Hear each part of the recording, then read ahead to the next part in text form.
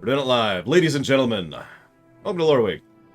A little early, so we got a lot to cover. I'm sorry, I meant to do this right before I record. I literally have the Kleenex in my hand.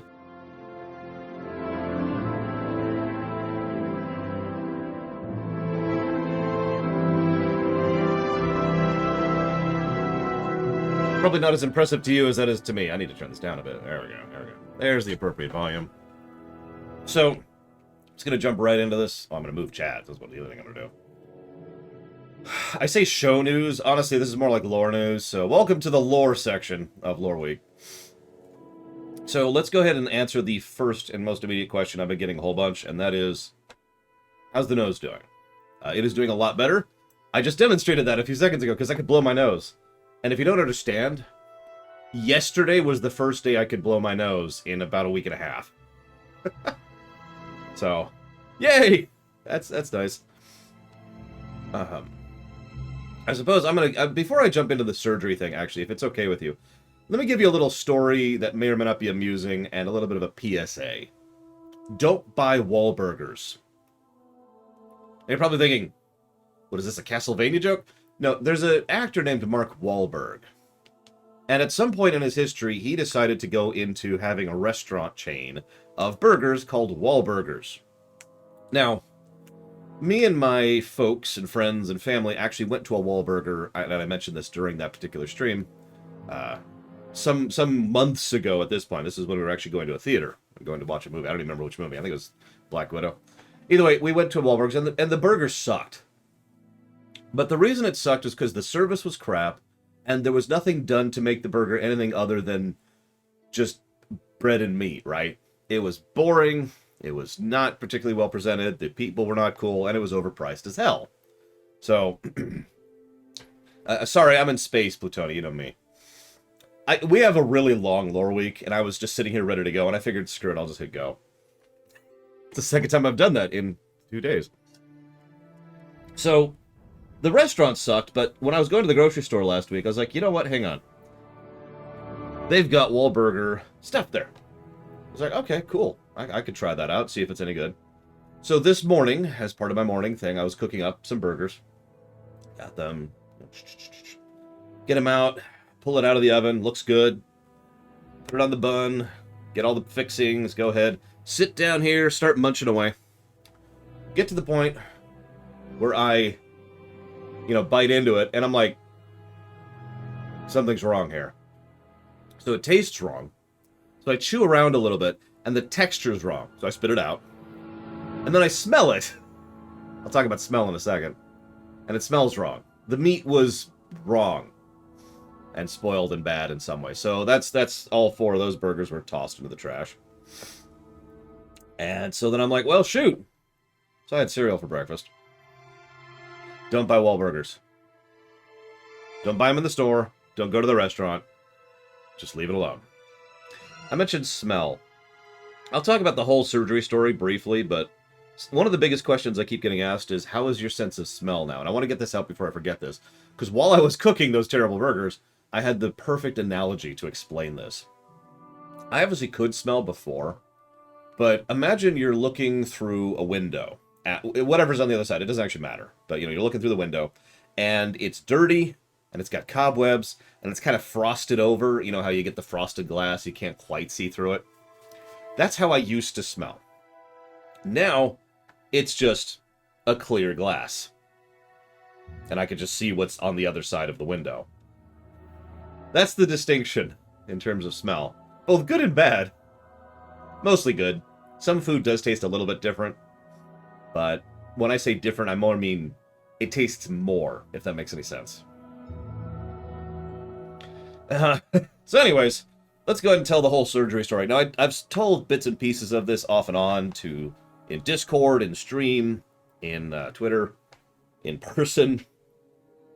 So I have no idea which bits I've said that you've already heard, so please forgive me for just going through the whole thing.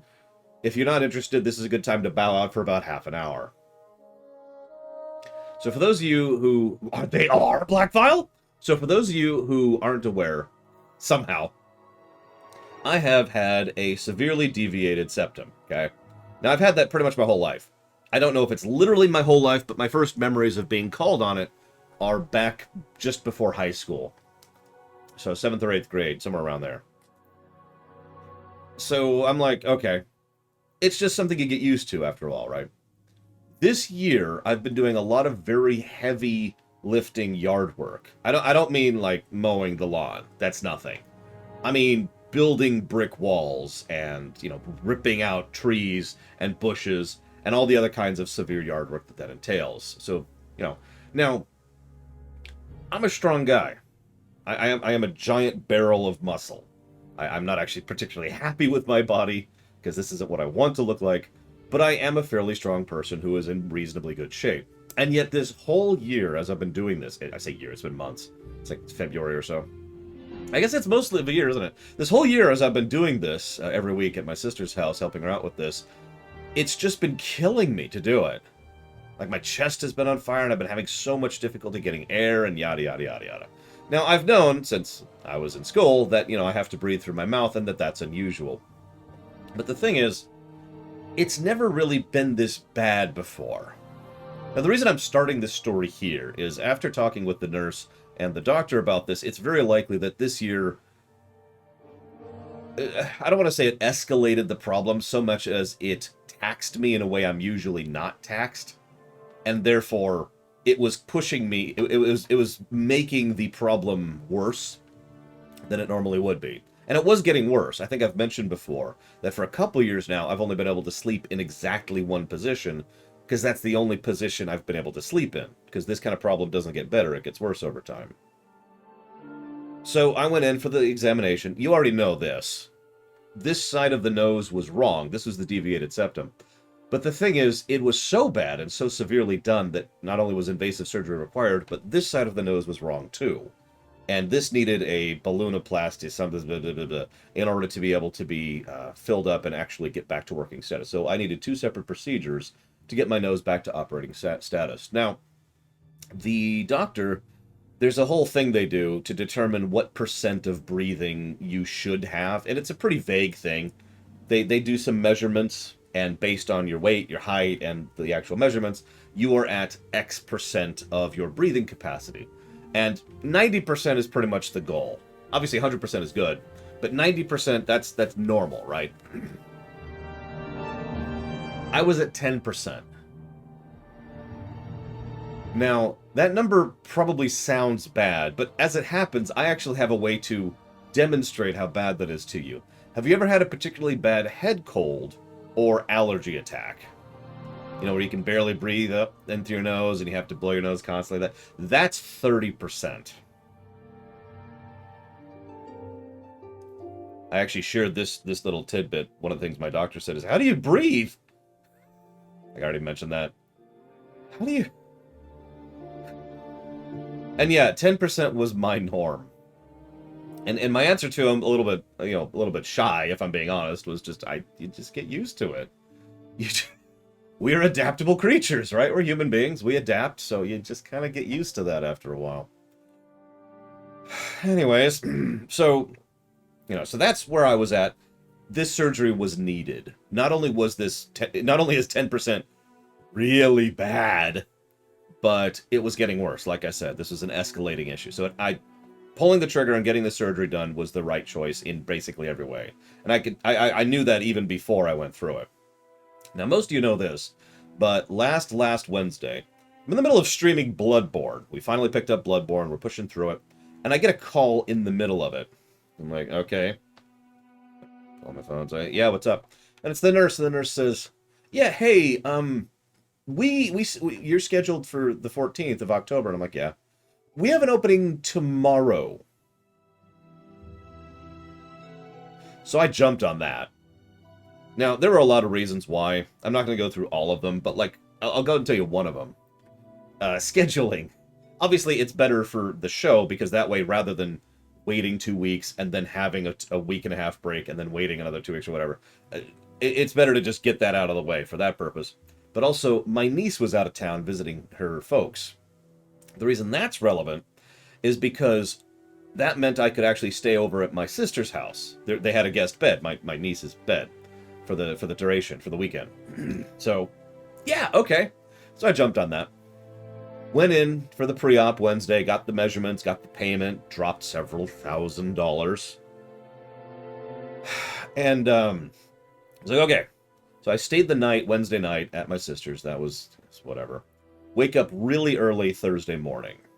Because the actual procedure was scheduled for 10, which means I need to be there and ready at 8, which means I need to be up and leaving much earlier than that. Yeah, exactly, Von Falkenstein. So it's like, okay, cool. Get up super early Thursday, head in, get all that stuff paid. Had a bit of an issue with the bank because, believe it or not, the bank doesn't like it when you drop a few $1,000s in a single purchase out of nowhere. That's a good thing, though. So the bank called me. I talked them through it. I said, yes, here's the thing. Here's the number. Here, you can talk to the person running the charge. Hi, yeah, I'm the person running the charges at the hospital. Yep, I'm here. We're cool. Yep, I'm cool. And got the payment through. That's all dealt with. Then they pulled me back pretty quickly, actually. And I'm like, okay, cool. I'll be pulled back.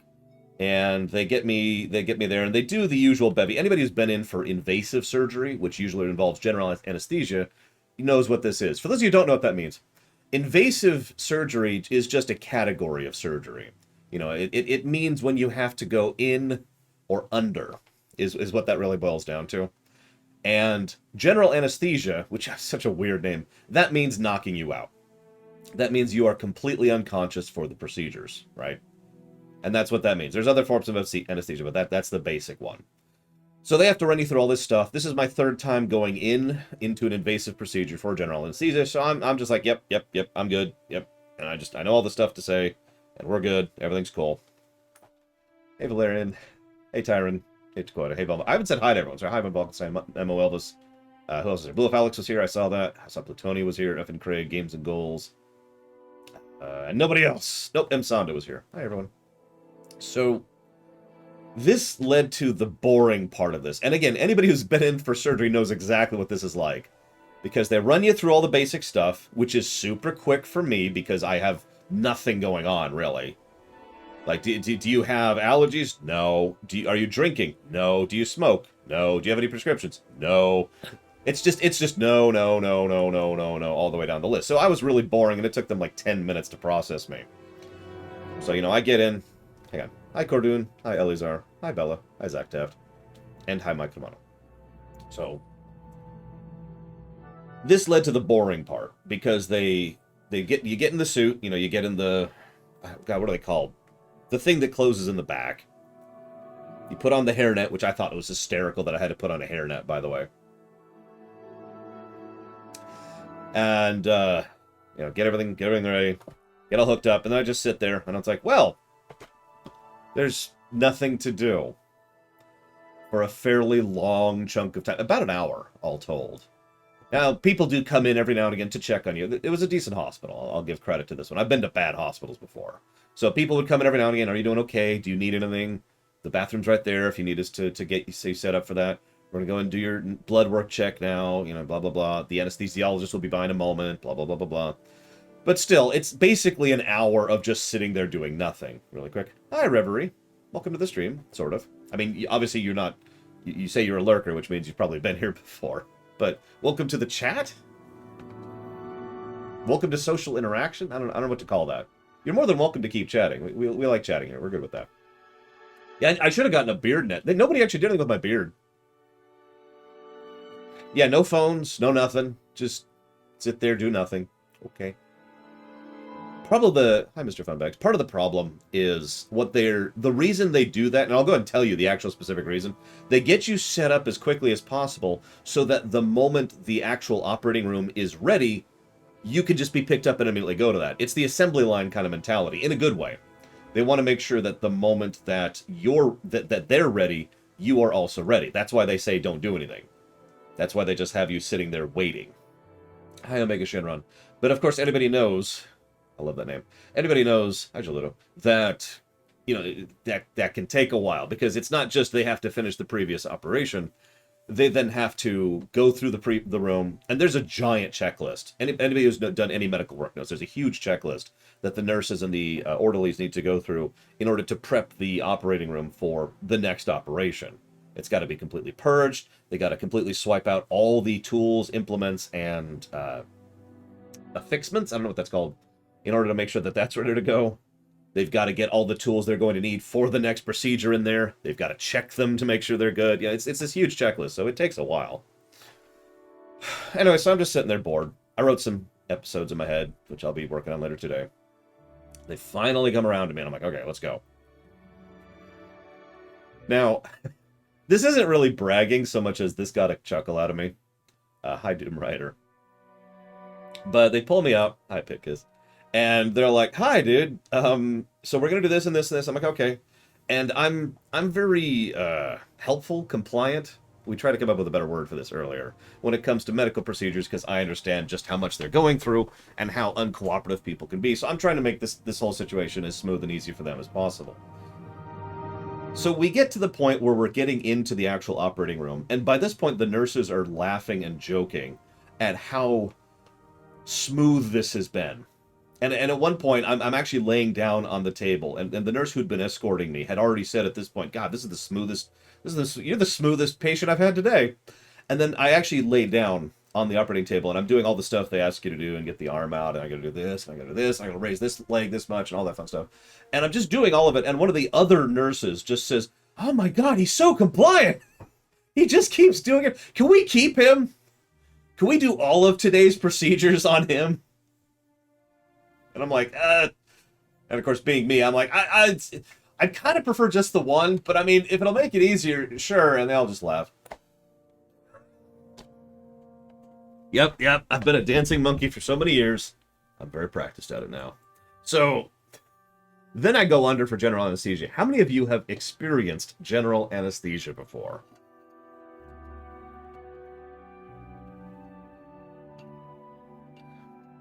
Because it's a trip, isn't it? It's just... Obviously, again, this is my third time. But every time, it's the same general thing, and it's so bizarre, because you lay down, and you're doing all the things, and your memory is clear. I have a pretty good memory in general, so my memory are very clear and very precise, and I could picture, there's a woman over there, there's two up back here, there's one checking this thing, and one of them puts the thing on my face, and it's like, okay, and one connects to the thing, and it's like, okay. And then I'm slowly blinking awake in the recovery room. Just like that. I didn't even get to the point of counting from 10 backwards. I didn't even get to that part. I don't know if they asked me to, but I have no memory of that point. That's a trip, let me tell you what. Recovery was a hell of a thing, too, because I was having the hardest time keeping my eyes open and communicating and breathing, and it was this whole thing. Oh, yeah, I was also having a really hard time breathing when I was in recovery. Because that's a weird thing. So, oh yeah, it's completely different from falling asleep. It's just, people said it in chat already. It's just a gap. It's just, I mean, in the memory, it's just, okay, and then I'm coming up. Like milliseconds. Jesus Christ. Anyway, so I'm coming. I would agree with that, Valerian. I don't want to be awake for LASIK. Holy crap. Anyways. So I'm in recovery, and let me go ahead and explain this. So I've got a splint with some stitches in my nose, and I've got hazardous in my nose. I don't know why he's in my nose, but that's his business. I'm not here to judge. And I've got these two very long, large sponges, one in each nostril, okay? No, you're not late. I'm early. I started early, hazardous. And these giant sponges are in my nose. Hi, Nerozaz. Now, you remember how I talked about percentages earlier? So with those sponges, I was at 0% on the nostrils, specifically. 0%. Now, technically, that effectively puts me at like 2% on the overall scale, because that's how much air. But at that point, I'm getting all of my air. 100% of my air is coming through my mouth. Now, I've been a mouth breather my whole life, but this was a whole other level. Usually, in the past, when I breathe through my mouth, there's like a little sliver of air that comes through the nose, right? No. pure mouth. And I spent the next several days gasping. I felt like I had been... I don't know how to explain this. If you ever run a marathon and you're just going there... That was me all the time with those sponges in my nose. I hated it. It was easily the worst part of this whole procedure and this whole recovery thing. Because I could not get air. They run me through a whole bunch of stuff I'm supposed to do and not do. You know, I pay attention, you know, compliant, dancing monkey, yada, yada, yada. But, God, that sucked so hard. I can't put it into words. And I got close to pulling out the sponges early. Now, you really shouldn't do that. I didn't do that. I had better self-discipline than that. But, God, I wanted to. If you'll forgive me, I'm going to skip over the next couple of days because those days sucked. I didn't sleep. I actually mentioned this in Discord. I was just roaming Discord to keep myself distracted. I was physically incapable of sleeping. I couldn't. Because I could not find a position to lay down in which I could breathe normally. So I just didn't sleep for 2 nights.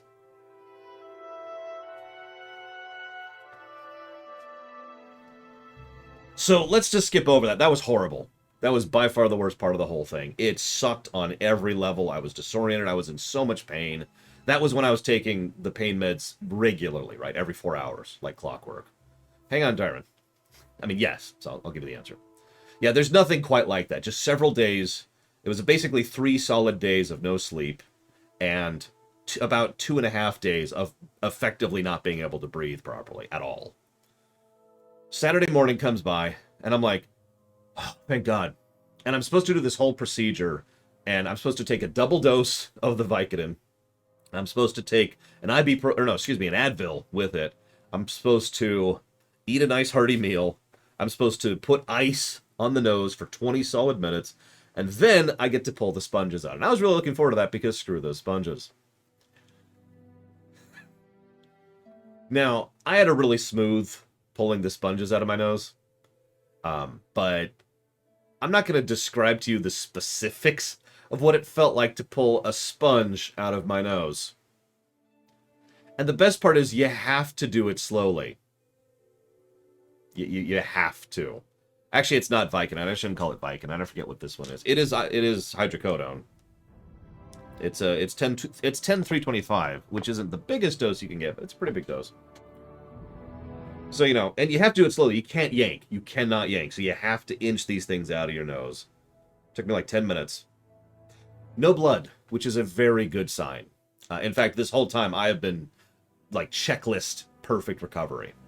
Believe it or not. I owe at least part of that in thanks to my sister, thanks to her and her family for checking out. Like I said, they were taking care of me over the weekend, and I probably needed it. How far up is the sponge? You do the math. So I finally get the sponge out. Now, this is when I admit to you my doubts and my worries.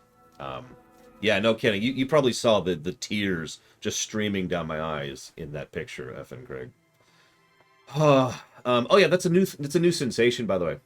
When the sponges were in, my eyes were leaking regularly. Let me be clear, I wasn't crying. My eyes would just periodically leak. Anyways, finally get the sponges out, and I'm like, oh, thank God.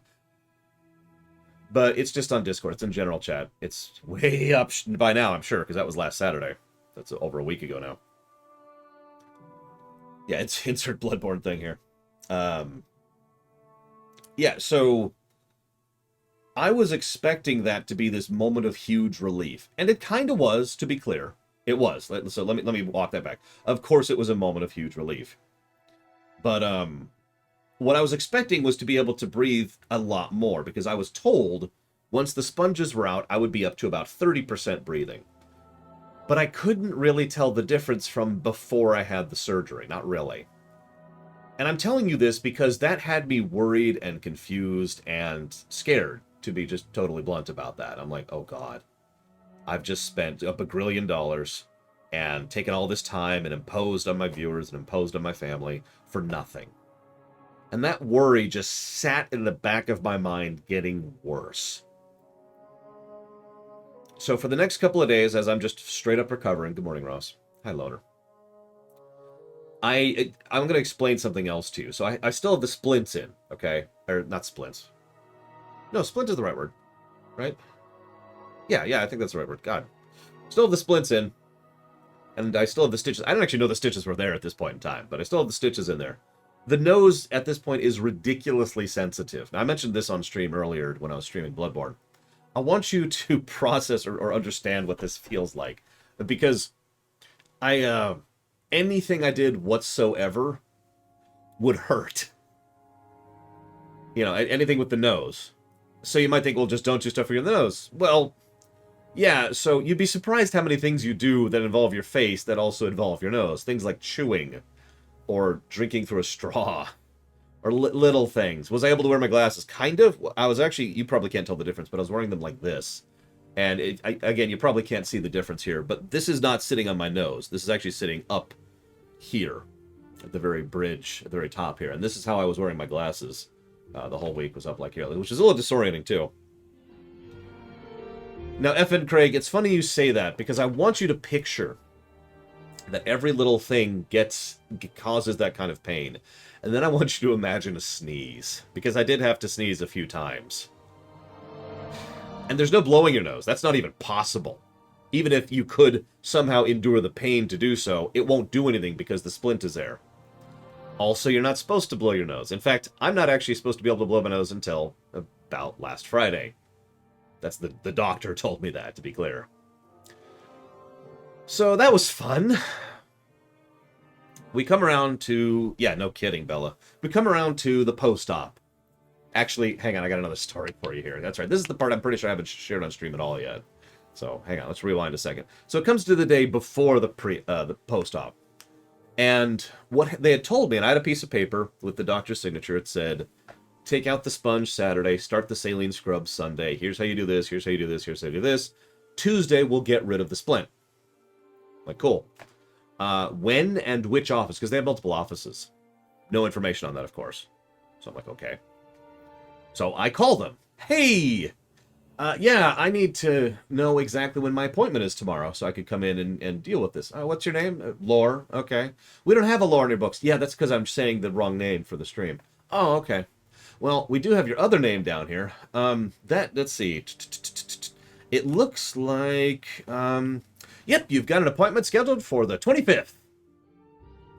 Now, I'm probably screwing this up a little bit here. Hang on, Emperor Valerian. But have you ever talked to people on the phone before? You probably have. Have you ever noticed that people have specific tones when they mean specific things when they're on the phone? So there's a tone of, I have concluded this problem, the conversation is over, I'm just waiting for them to say thanks, goodbye. That tone. So that's the tone she uses when she says, yep, 25th. And I'm like, keep in mind, when this call was happening, it was still September. So I stutter for a moment. I'm sorry. No, I'm supposed to have a conversation. A thing tomorrow. I'm supposed to be... I have the splints in. I need these splints out.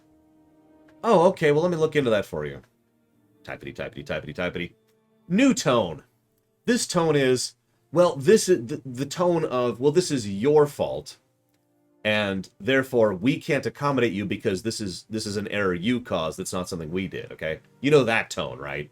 Anybody who's called customer support knows that tone. Oh, well, it looks like we had an appointment for you for October 5th, but you canceled that one. Now, some of you may have already picked up on this because I actually shared that date before on camera, but I don't blame you if you don't remember. October 5th was my pre-op appointment for when I was getting the surgery in October. That was canceled because I got my surgery last week, or the week previous.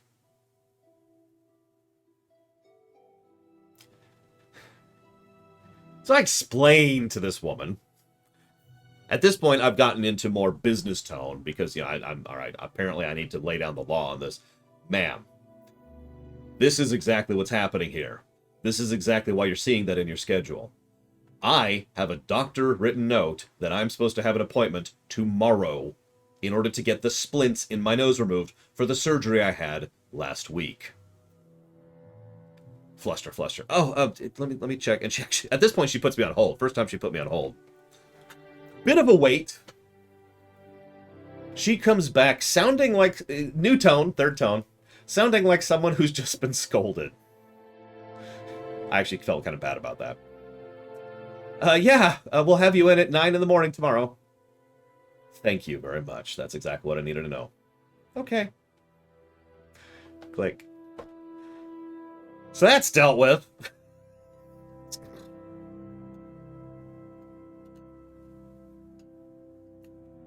Like I said, I felt kind of bad about that one. It's just, I did kind of need this crap out of my freaking nose. I mean, getting the sponges out was nice, but let me be clear.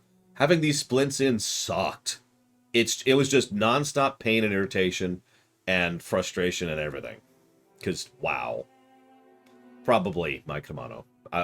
She probably shared this story on her side to someone on her side of the universe. So, morning comes. I'm okay with driving myself at this point. Barely. I don't want to stress that point. Because I had to, near as us. Not only did I have to keep myself elevated, but it was the only way I could. That was after the splint, consequently. My sister's husband, so my brother-in-law, actually had one of those triangle pillows, which is actually like this long, you know. It's this whole thing, so your whole upper body is being held up. That's what I was sleeping on. So yeah, you're probably already guessing where this is going, but I want to re-stress my attitude and tone, because as I'm driving down to the actual doctor's appointment, there's just that worry that's been in the back of my mind since Saturday is just getting worse. Because this is the moment. This is the moment when Zawun actually... I haven't seen you in a while. What's up, Zawun? Zawun subs. It's the most terrifying moment of all. This is the moment where I'm going to find out if this was really worth it. This is the moment where I start worrying, oh god, maybe I actually do have asthma. For those of you not aware, when I was first diagnosed for this, back when I was like in my teens, they said, oh, you have asthma. And they gave me an inhaler. Didn't do anything, because I didn't have asthma. For years, I told people I had asthma, because I didn't know. Anyways, so, we go through, I get in there, I wait. Would anyone like to know how long I waited at the doctor's appointment?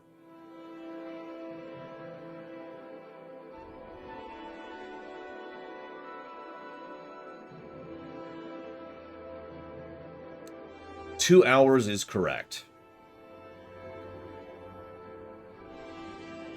It actually makes me sad that people are guessing more than 2 hours, because I'm sorry, 2 hours is insane. 2 hours is nuts. And also the longest wait I've had in this entire ordeal, by the way. Thankfully, I had this brand new phone game that I could play. It's called Raid Shadow Legends. No, actually, real talk. I did buy a phone game just for this. It's called Dungeon Village 2. It's a pay. You pay in advance. It's a Japanese-made game, so the interface has some issues and the translation has some issues. But it's actually a surprisingly good phone game. So anybody looking for a good phone game, Dungeon Village 2. It's legit. Anyways, I beat that game while I was waiting. just smashed through it. So, do you know what you want to put that towards? And thank you for that sub. Very much. So I smashed through that game. Oh god, it was awful, Valerian. The interface is so bad in that game. Which I suppose it sounds funny, because considering I just praised it, but I stand by it. The interface in that game sucks. 2 negatives to gameplay. Oh my god. One moment, my monitor's actually wrong. So I gotta fix that really quick. Yep, there it is. There we go. Oh, that's much better. So I finally, Thief 1, get in there. It's like, okay. Dude comes over. Now, this is funny. So I don't have insurance because I live in the United States, and there's other reasons like that. I've never even heard of that, Trehexia. Which would answer your question. The reason why, I'll go and answer, the reason why I picked up that game specifically is because Kairosoft usually makes legitimately decent games. I knew that walking into it. I forget what game of theirs I'd already played. But considering that there's probably like 5 phone games I've ever found decent, I was like, okay, yeah, no, sure, whatever. Hey, SJ. So, okay. They sit me down, guy comes in. Hey, checks the chart, checks the chart, checks the chart, checks the chart. You don't have insurance. Now, hold up. For those of you who've ever been to see a medical professional without insurance, you've heard that line with that tone. But usually it's one of the first things you hear at the very beginning. Not effectively the last thing you hear towards the very end. So my heart immediately goes, clench! Oh God, what? He's like, I'm gonna go check something. Okay. It turns out the reason he was going to check something was because they have a deal in general that if you have insurance, they comp you 3 free nose cleanings. Now, he wasn't sure what to do since I didn't have insurance. Apparently, they don't actually have a policy for people who aren't insured with regards to that exact thing. So they just gave me the nose cleanings. So here, fine. Screw it. Thank you. So the doctor comes in with the nurse. Now, I've told this story. I know I've told this story before, so forgive me for those of you who've heard this part of the story before. Doctor comes in, goes through the normal questions, asks how everything's doing, yada, yada, yada. For those of you not aware, there's a standard policy, it has been for a long time, for decades and decades, where the doctor, usually a surgeon specifically, is doing stuff, and there's a nurse or a pharmacist or some kind of orderly whose entire job it is there to watch and pay attention and take notes, so whatever they're doing, they can remember it for later, right? It's actually kind of an interesting situation because the nurse needs to be someone who is medically practiced so she knows what's going on. I say she, it was a she in this case. So they know what's going on. But in this case, they also kind of had not a lot to do. And so I've heard several nurses who mention that they hate this particular role because it's really boring. But it is an essential role, I think, personally, because... Anywho, so she is sitting there taking notes. The doctor goes in, snips the stitches. This is the first time I found out that there were stitches in there at all. Starts pulling them out. And then grabs the first splint. And then there's a pause. And then he steadily, but pretty quickly, pulls it out. This splint was about this big. This is one of the splints. I don't know if you can really see my hand there. There, you can kind of see it there. That's how big this sucker was. That was an interesting sensation. I was not on pain meds at this point in time, by the way. So that comes out. So that was horrible. But that's not why I'm telling you this story. Because the very next... Yeah, I had the exact same thought in the room about Total Recall, Blackfile. No joke. Because that stupid scene has always freaked me out.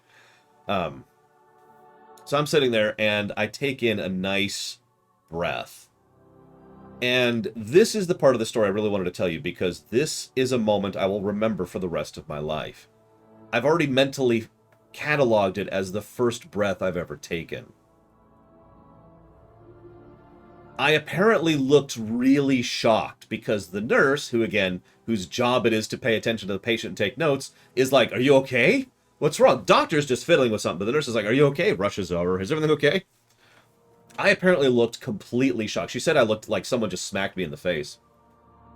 And my reaction, and I was almost crying, just a little bit, was, "I can breathe!" I should mention that that was only one splint out.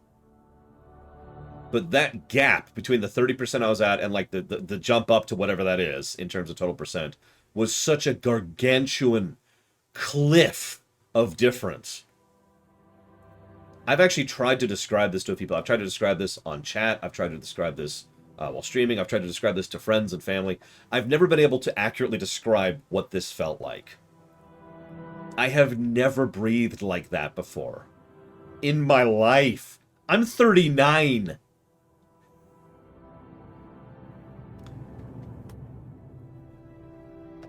Then he pulls out the second splint.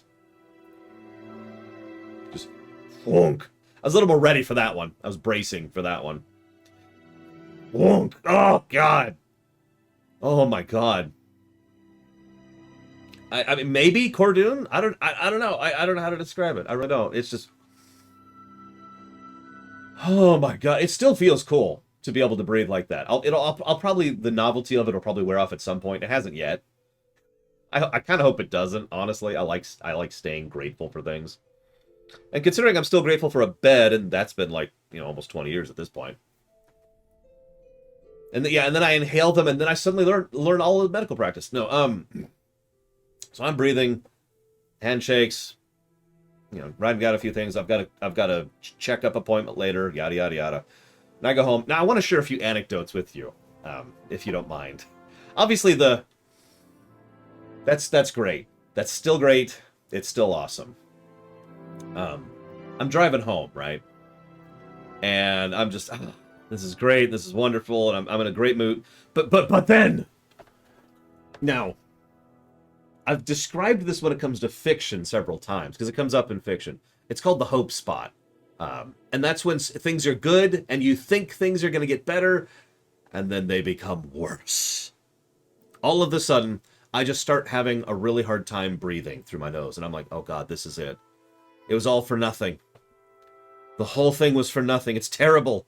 Oh God, no.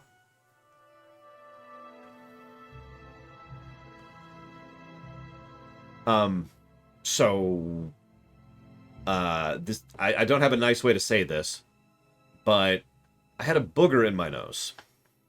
So I grabbed a Kleenex, got it out. Can't blow my nose still, so I have to get in there and do that. Get it out. And all of a sudden I could breathe again. Now that probably sounds funny. And that's good, because that's the goal. But I want you to understand this. I've blown my nose before. Again, that's not unusual. I have, done this before. But for my entire life, whether I had something in my nose or not, whether I had to blow my nose or not, has had no impact on my ability to breathe. So the reality of that actually impacting my ability to breathe was legitimately a new sensation to me. Non-joking, non-memeing.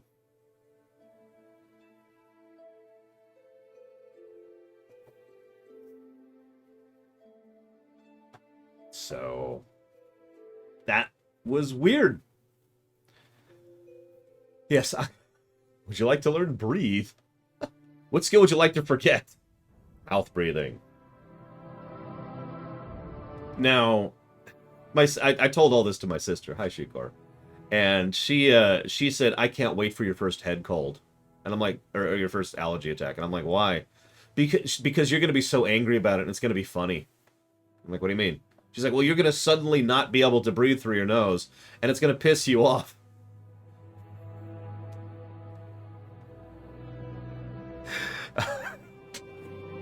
I could tell you other little anecdotes, but let me skip ahead a little bit. So it's obviously, recovering. There was one last worry, one last niggling concern. So the splints were pulled out last Tuesday, to give you a bit of the timeline. From last Tuesday until yesterday, my nose was still sore and painful. I was still taking small doses of hydrocodone periodically. And there was still swelling, okay? I have ice, and I was taking care of it, blah, blah, blah. Most of you have seen me because I've been streaming for the last week. I've been streaming since Wednesday. But there was still that pain, and there was still that concern, and there was still Carwelis being awesome. Thank you, Carwelis. Put it towards Thief 1. And in the back of my mind, I was worried that something had gone wrong, actually finally gone wrong, and everything was cool. Now, I told this story yesterday, because it happened yesterday. But yesterday morning, I'm like, okay, let's get up and I do this and I'm doing this and I catch something which I presume is another booger and I'm like, okay, well, all right, sure. And I start pulling and then it hurts like a lot and I'm like, that's strange. So I pull it a little bit more and it really hurts. I'm like, okay, well, this feels, the sensation. This feels like this should happen. So yank. I had pulled out a chunk of stitching about that long that was just apparently stuck in my nose. Just sitting there. That hadn't come out. before you ask, I don't know if this was supposed to happen. I don't know if this is a dissolve stitch. I don't know if the doctor just straight up missed one of the stitches. But the moment I pulled that out, my nose stopped hurting as much. And ever since, my nose has been doing substantially better. The swelling is gone. The rawness is gone. And almost all of the pain is gone. So as of yesterday, I would say that I'm officially at the point where I would consider myself recovered.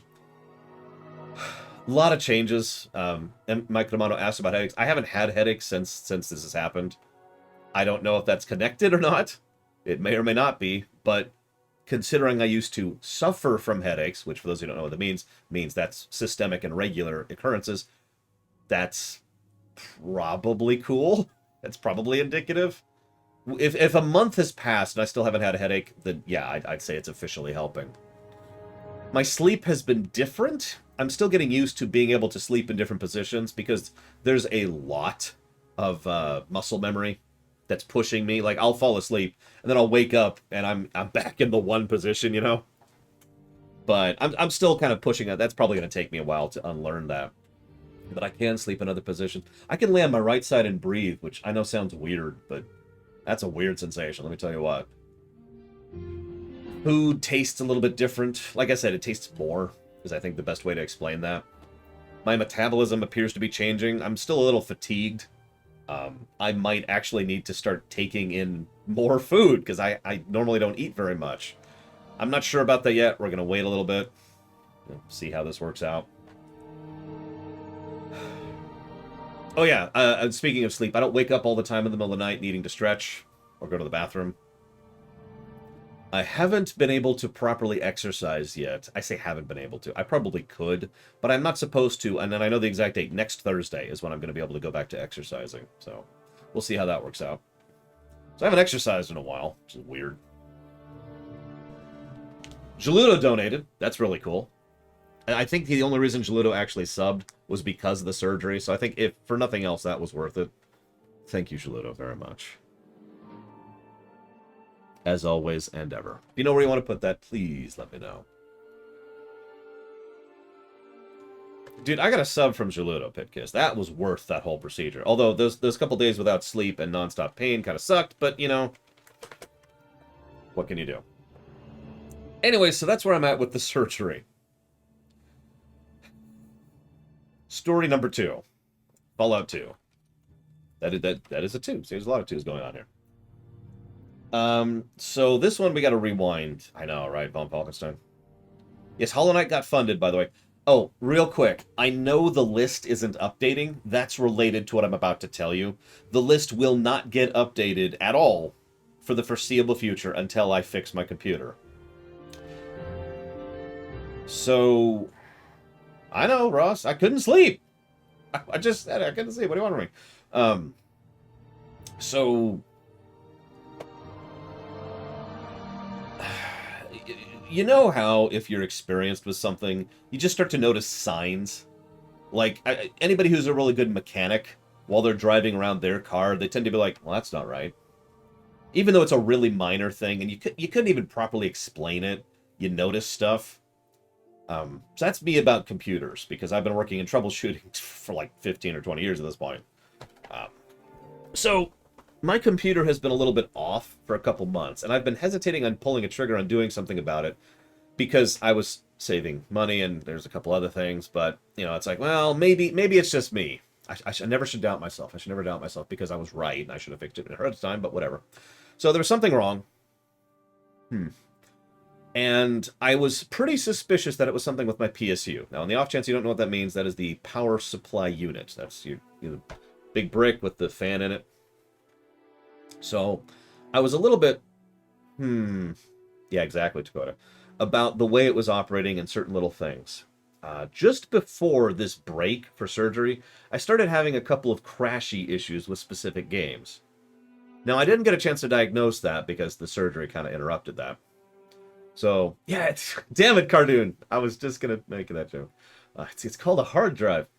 I come back from the break. I start streaming, Bloodborne. And I have an issue with OBS. OBS loses a recording. Some of you were there for that. You remember that. Now, we kept streaming, but it stopped recording. And I'm like, that's odd.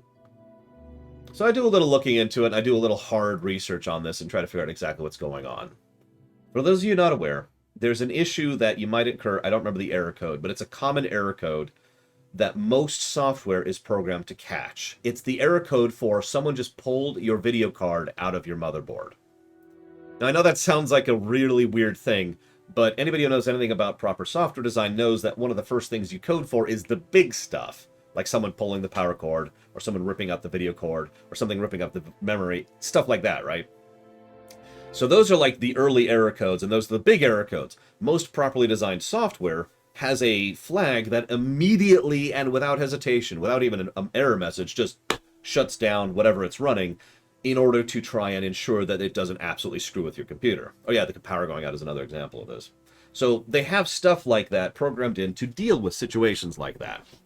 So I noticed that those games, there's 3 separate games. I can even tell you, it's Final Fantasy XIV, Guild Wars 2, and Dying Light. All 3 of those throw that exact same error code, and so does OBS. Now, obviously, my video card is not just randomly flying out of my computer. So what's happening? So I do a little more digging. Here's the summary. There's 3 possible things it could be.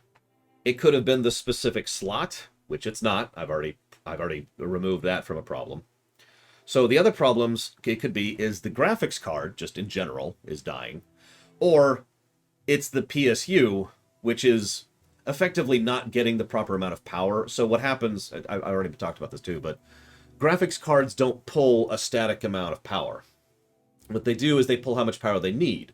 So every time it's like, oh, I need to load this texture, this file, and this thing, it goes, pulls, and then goes back to normal. What's been happening is my graphics card has been trying to pull, and it hasn't been pulling the power it needs. So effectively, what's happening is it can't pull the power it requires, and it's pulled out of the socket. It disconnects, is what actually happens. And then it reconnects immediately, less than a millisecond. But there's still that interruption, which is triggering the alert. That's a problem. Now, that could be my graphics card, or it could be my PSU. It could also be both, in the interest of fairness. I am 100% certain it's not the motherboard. I've already done tests on that, so I don't think it's that by any percent. The thing is, you might think... Now, to answer Innocence, I had a 1200 HX, specifically. I know, right, hazardous? Ironically, if we weren't in the console block, I would have had to stop streaming entirely. Some of you may or may not have noticed, we're a lot worse of a webcam today. We're back on the old C920, the old Logitech, because we're on the old computer right now.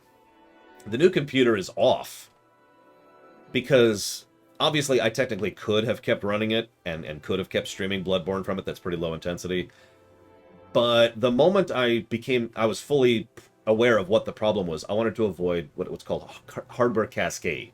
Hardware cascade is a lot of the primarily connected hardware pieces, which is CPU, memory, motherboard, graphics card, PSU. If those have issues, they can cause issues to other things that are connected in that bundle. It's possible I've already caused issues to that bundle. But yeah, and that head crab starts coming out, and we have a resonant cascade. So that's why I went ahead and shut it down. In fact, my new computer, my nuclear submarine, doesn't even have a PSU in it right now. The reason I'm not sure if it's the PSU is because I don't have a backup PSU to use on it. This is the other part of this tale. You might think, Lore, why didn't you have a backup? I did. I had a brand new, it was an 850, was the backup, because it's cheaper, obviously, but I had a brand new, still in the wrapping, PSU, ready to go as a backup. Pulled that sucker out, got it hooked up, computer doesn't turn on. Huh? Double check all the cablings, double check all the things, computer doesn't turn on. Okay. So, for those of you not aware, there's a test you can do to see how a circuit on a PSU works. It involves connecting 2 cables with a bit of metal while it's just on itself but hooked into the wall. So I go do the is my PSU working test. Nope. That is a DOA PSU. Now, And because I was asked this several times to explain that, would that mean dead on arrival when it comes to hardware means it died either in the factory or in transit to you, not customer related. The customer was never capable of interacting with the hardware before it crashed, before it became dead and no longer functional. And that's important, not only for warranties, but also for troubleshooting. No, I have not in Oceans. I'm checking the PSU first, which is the first thing. Now, what's funny is because it's me, and I am suspicious and I am cautious. I mean, I did have a backup PSU ready to go. I have already bought a new PSU. In fact, I bought a new PSU before all this started. It's just because PSUs they're not as hard to get a hold of as graphics cards, but they're still not super hard. They're not super easy to get a hold of. So I had to buy a new PSU. And it's still coming. In fact, actually, I could check the shipping right now. Last I checked, which was yesterday, it was still on the other side of the country from me, but at an airport, so about to fly out here. See if that's updated, shall we?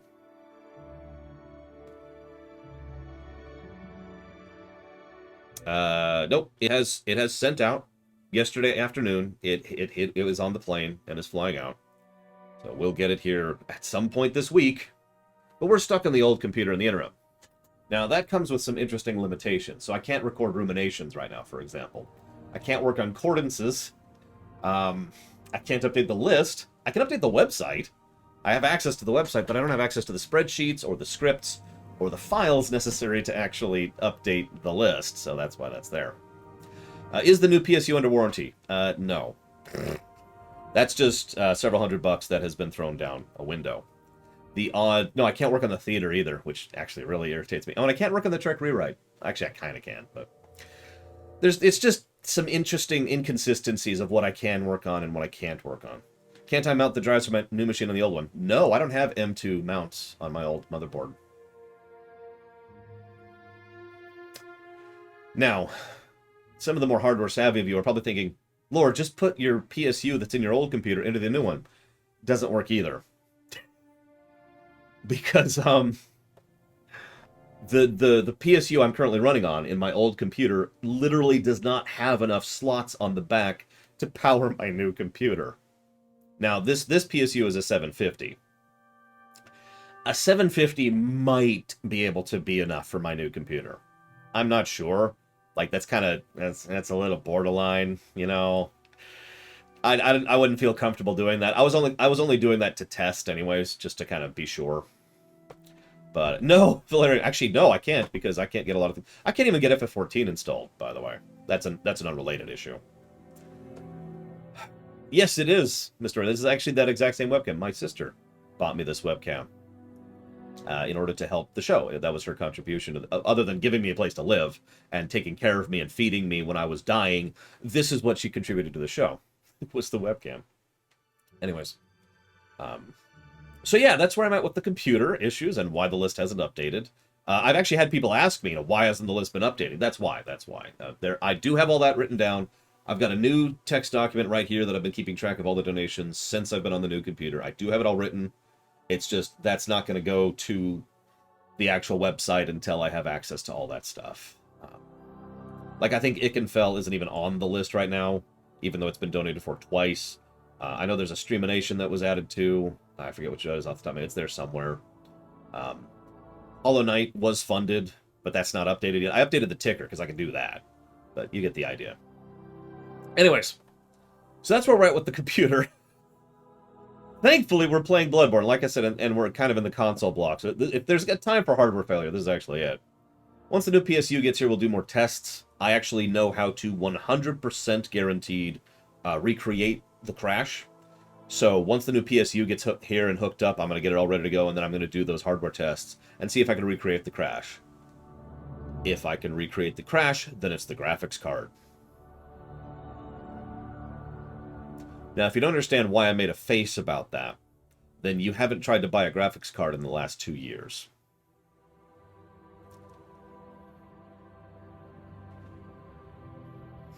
So that's going to suck, if that's true. But anyways, moving on.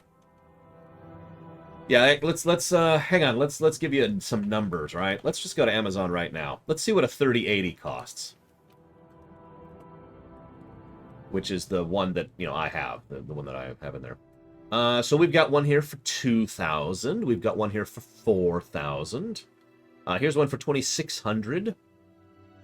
Here's one for another one for 2,600. There's a 2,500. Looks like we've kind of standardized. There's a 2,400. There's a 2,000. That's pretty cheap. 2,000. Yeah. What else we got? Oh, that's it. Oh, wait. Here's another one for 1,900.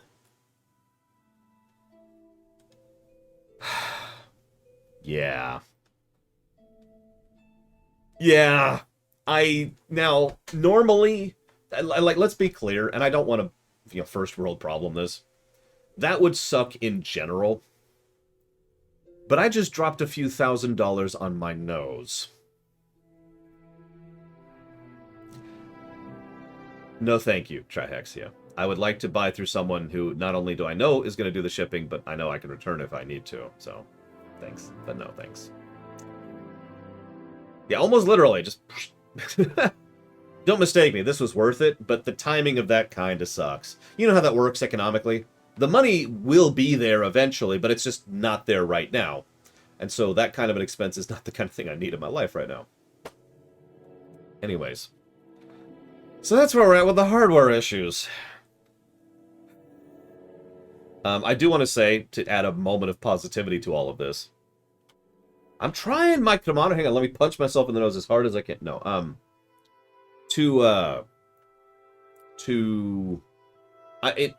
so there's a concept in Imperial Star Destroyer. It's called the money is there. What that means is the money physically exists. There's a difference between possible and impossible, right? So I do have the money across my various accounts to drop on a new GPU if I have to. That's going to take some work and some drawing from savings and some drawing from retirement. But I can do that. That money exists. But that is money that shouldn't be touched. You know what I mean? So I shouldn't do that.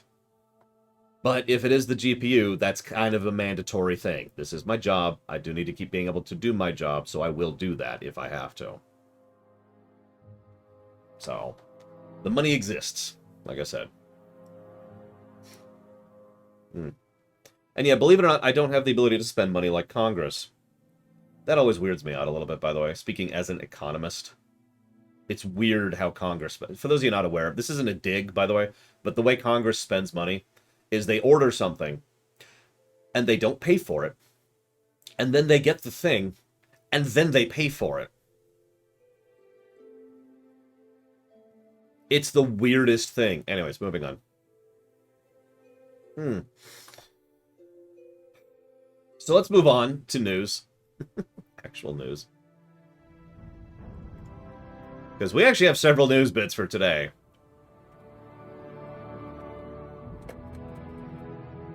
I'll count it as a business expense. It's just that's only going to help a little bit, you know. So let's talk about Babylon 5. Now, believe it or not, I actually don't have much to say about Babylon 5. But a lot of people asked about it, and for good reason, so let's talk about it. For those of you not aware, there is a Babylon 5 reboot that has been greenlit. This is pretty recent news. This just happened last week and was just confirmed last Monday. Now, those of you who've heard us talk about the KotOR remake, or remaster, knows what I'm about to say. Say it with me!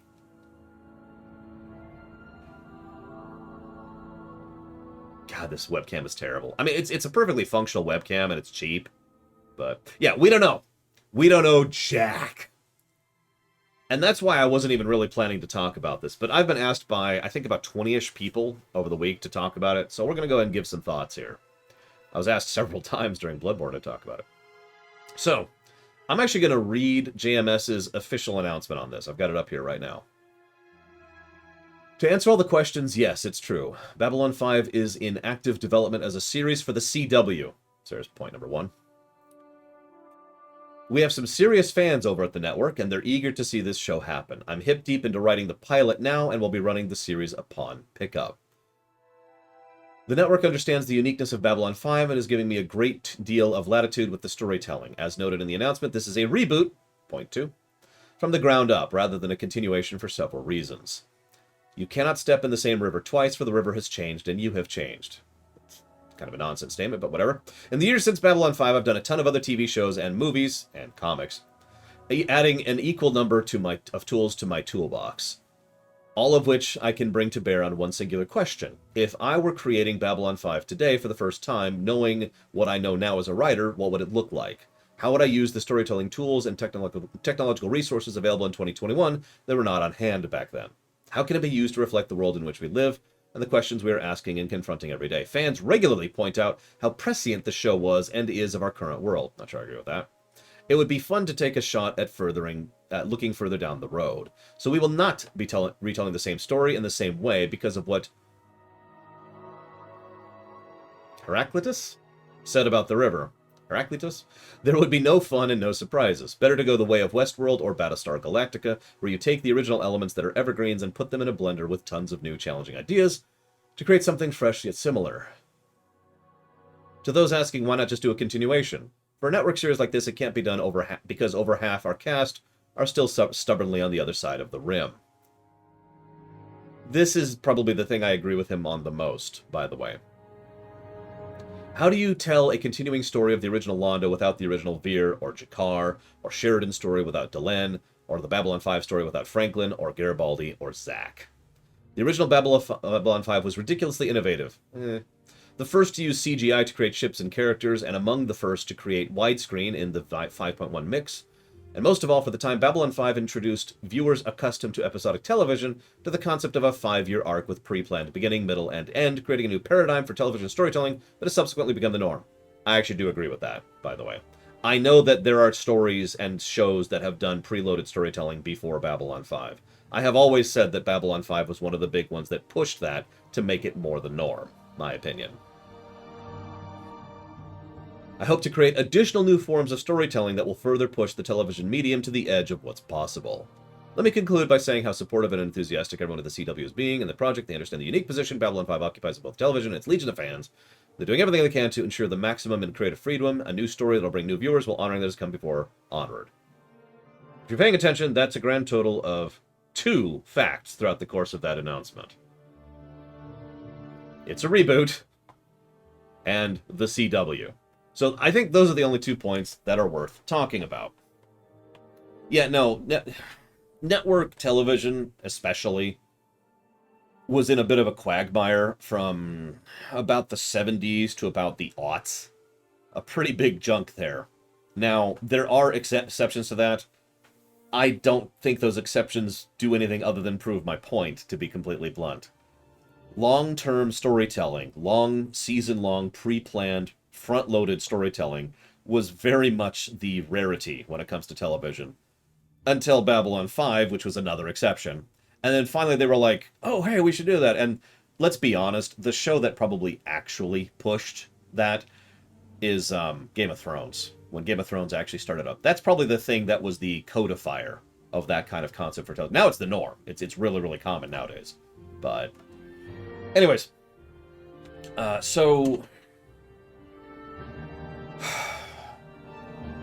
as I said, let me start by saying that if you're going to do it, a reboot is the right way. And let me also go ahead and say, I don't begrudge JMS his desire to do this. One moment, please.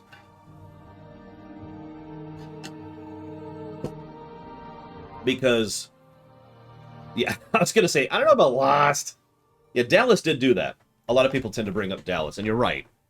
And also, a lot of people tend to bring up soap operas, but thank you, Shadow Machine. As always. And I'll put that towards the Avatar Last Airbender thing. Hang on, I'm not talking about the CW thing last, because I have the least to say about it.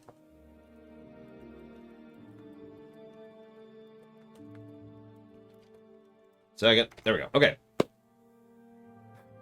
Let's assume from it, some of you know that I have a setting that I've been writing since I was in school, called The Extant. And some of you may know that I love that setting, and I've poured my heart and soul into it for years. If I somehow was able to make a show about The Extant, and then, no, Mr. Red, and then was pushed away from it for about 20 years or so, I think it's actually 18 or so, something like that. and then was suddenly given the opportunity to do another extant show, I would jump on that. Now, it's worth noting that the extant to me is different than Babylon 5 is to JMS. He has worked on many different settings and many different existences and worked on a lot of other stuff. So it's kind of a different gradient. But I do absolutely understand the desire to do this. That's probably the thing that makes the most sense amongst all of this. Anyone offered him to do another Babylon 5 story, and his response was, yes, please. So, absolutely. I should also mention, there's been a fairly large amount of this kind of stuff that's been happening. DuckTales, Shiva, I think. He-Man got a couple. Transformers underwent a new one. Help me out. Yeah, exactly. There's several shows. It's She-Ra. I was going to say, I knew it's something. There's several shows from the 80s, 70s, 90s that have been given reimaginings and reboots in recent time. And a decent number of those have been pretty good. Yeah, My Little Pony got turned from that into this. Obviously, Battlestar Galactica, which is a fairly obvious example. That's a little older of an example, but it's still an example. He-Man, yeah, I just mentioned He-Man. He-Man actually has two. Did you know there's two He-Man shows right now? Seriously. I discovered this last weekend when we were looking it up. Now, whether this is good or bad is up to you. I'm not here to lay judgment on Hollywood and the fact that they don't have any new ideas. But several of these have been done reasonably well. Not all of them. But several of them have been done reasonably well. And I mentioned that because that's kind of my overall mentality here, based on experience and hope. The idea of we're rebooting a good show doesn't immediately fill me with dread. It fills me with, oh, that'd be kind of cool. I wonder if they could do a good job of it, right? And yeah, Transformers has had both good and bad reboots, which is absolutely true. They're both on Netflix, Blue of Alex. I don't remember what they're called. There's one that's a show about a bunch of kids. It's basically the teenage version of He-Man. And then there's one which is the literal sequel to He-Man, where, this is not a spoiler, He-Man dies, and Skeletor dies in the first episode. So those are the two He-Man shows that are going right now. It's not a spoiler because it's literally the premise. The premise of the sequel show is He-Man and Skeletor have died. Now what? We watched the first episode of both of those. I liked the sequel one a bit better. The kids' show one was not well written at all, and kind of badly acted. And really terribly set-boarded. Don't watch it.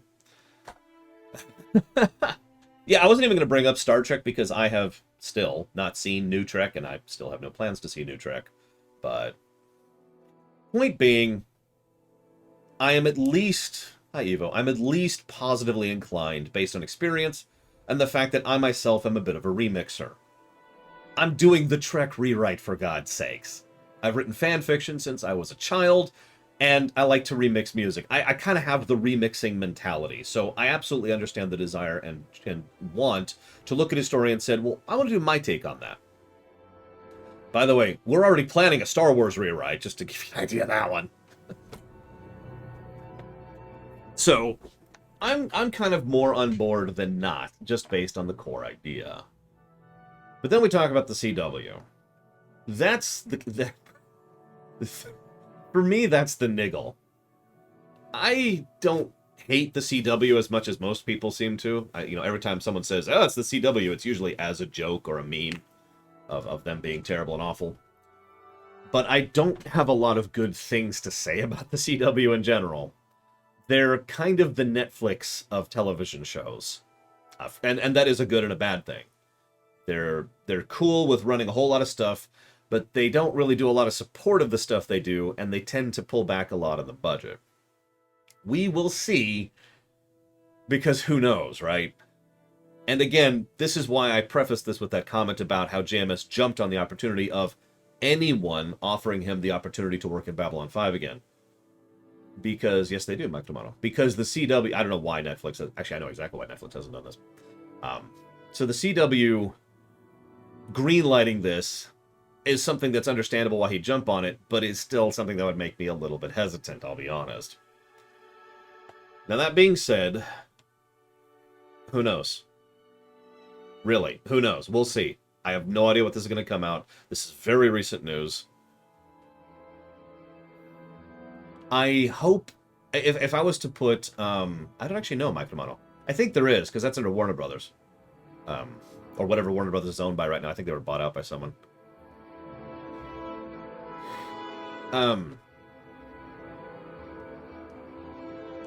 My biggest question, and I'll be watching for this, obviously, is what the actual premise is going to be. And my biggest hope is that it is as different as possible from Babylon 5.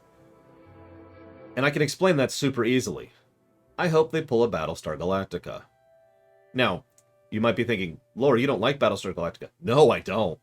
I can't stand that show. It's a good show, but I can't stand it. But my point is, the new Battlestar Galactica is a very, very different show in basically every way than the old Battlestar Galactica. The only thing that's similar at all is the search for home, and I'm not going to spoil, but anybody who knows that even that's not actually the same. So I'm hoping they pull the same thing. There might be a station, it might be named Babylon 5, otherwise, change the rest of it. See you around, Hazardous. See you in the VOD, I suppose. I don't think he's going to go prequel. I sincerely 100% doubt that because of his own statements. So, it's a ship instead of a station. You know what? Okay. You know me. The core thing that tends to matter for me is it good? And if it's good, cool.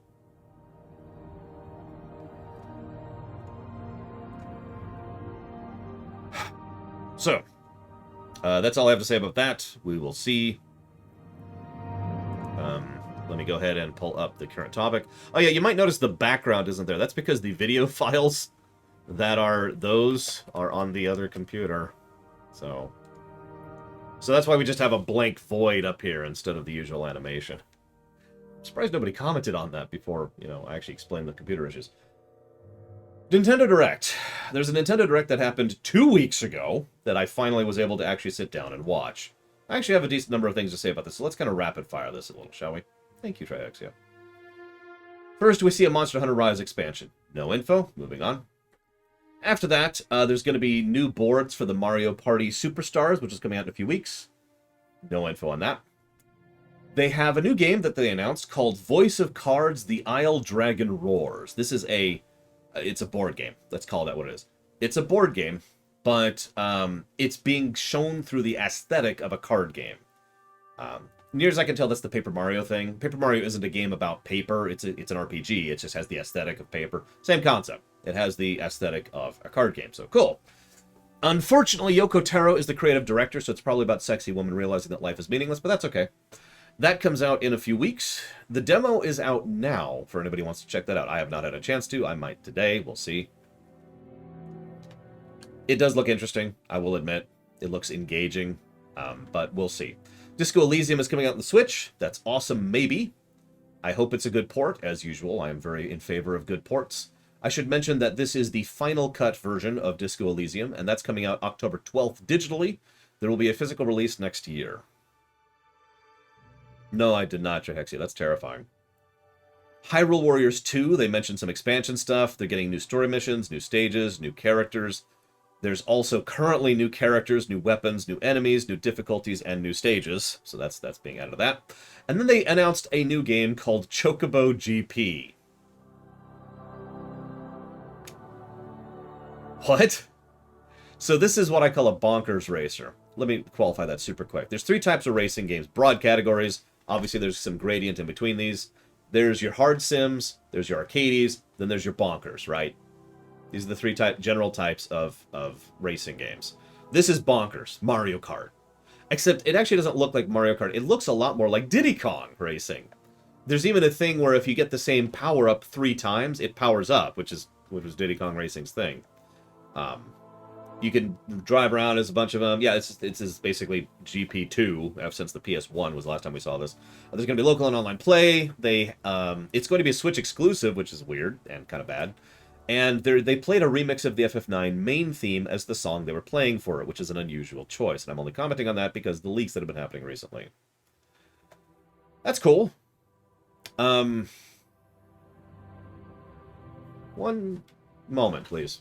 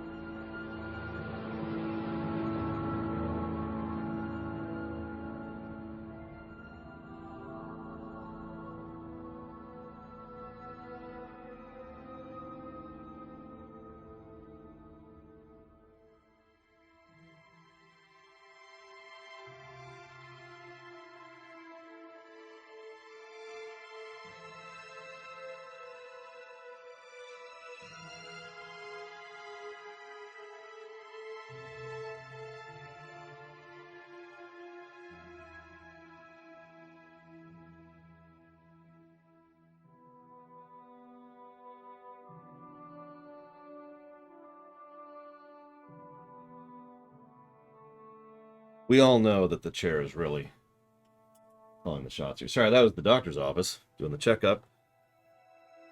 And because I knew what they were going to be after, I had to get up to go check how many amoxicillin I still have left. According to her, based on how I've been doing and how things have been going, she doesn't think I need a refill on amoxicillin, and frankly, I agree. That's whatever. I did, Nero says. Apparently, she says don't worry about that, which is code word for I don't know anything about that right now, so don't freak out. Which is, you know, good advice. Where the hell was I?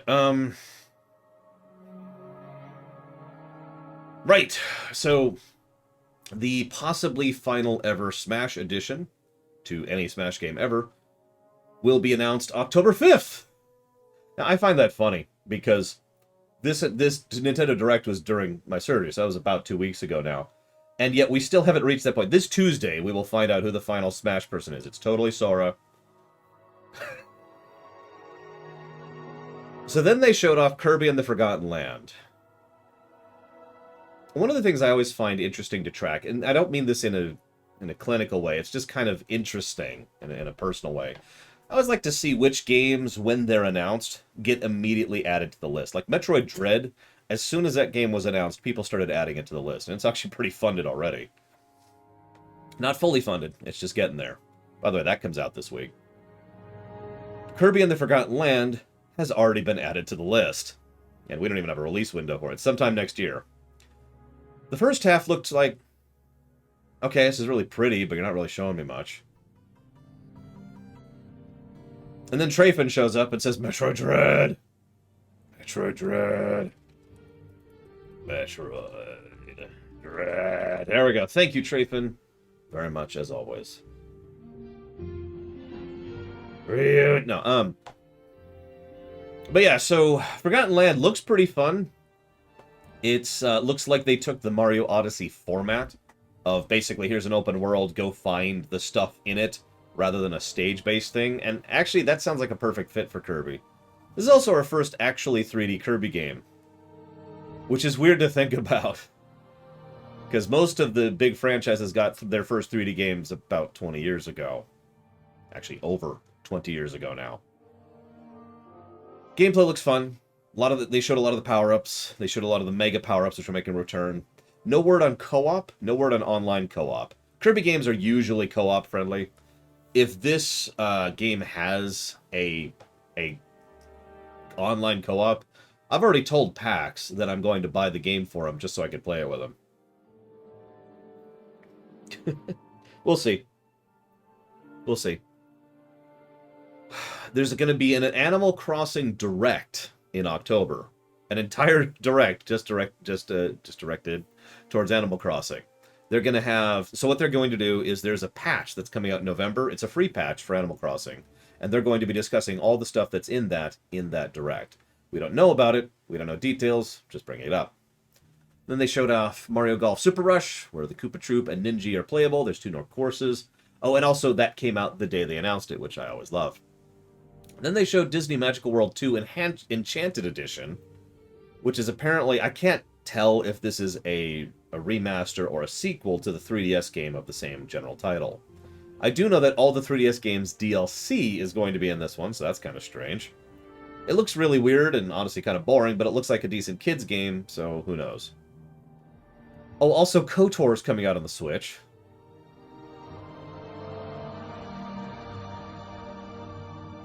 I don't know what to make of that, honestly. I mean, good. You know me. I'm in favor of good ports. And it's being done by Asper. You may or may not remember that name because we've talked about them recently. They are the ones working on the KotOR reimagining, remake, remaster, whatever it is. They're also a port company. I've talked about that. And they've done good ports, and they've done good ports on the Switch. So I do actually have some faith in this particular port on the Switch. And yeah, sorry, this is the original KotOR. I hate having to clarify that. It is the original KotOR coming out on the Switch. Honestly, I'm probably going to buy it. It's coming out November 11th. Dying Light 2 is coming out on the Switch. Now, this is funny. Dying Light 2 is going to be a streaming game only. For those of you who don't know what that means you don't actually download the game. You stream the game through a high-paced internet, and the game's actually running on the server. Now, that sucks, and I'm not in favor of that.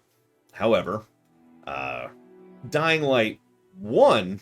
By the way, that's coming out in February. Dying Light 1 is coming out on the Switch October 19th. And that's actually just the game on the Switch. That's awesome. One moment.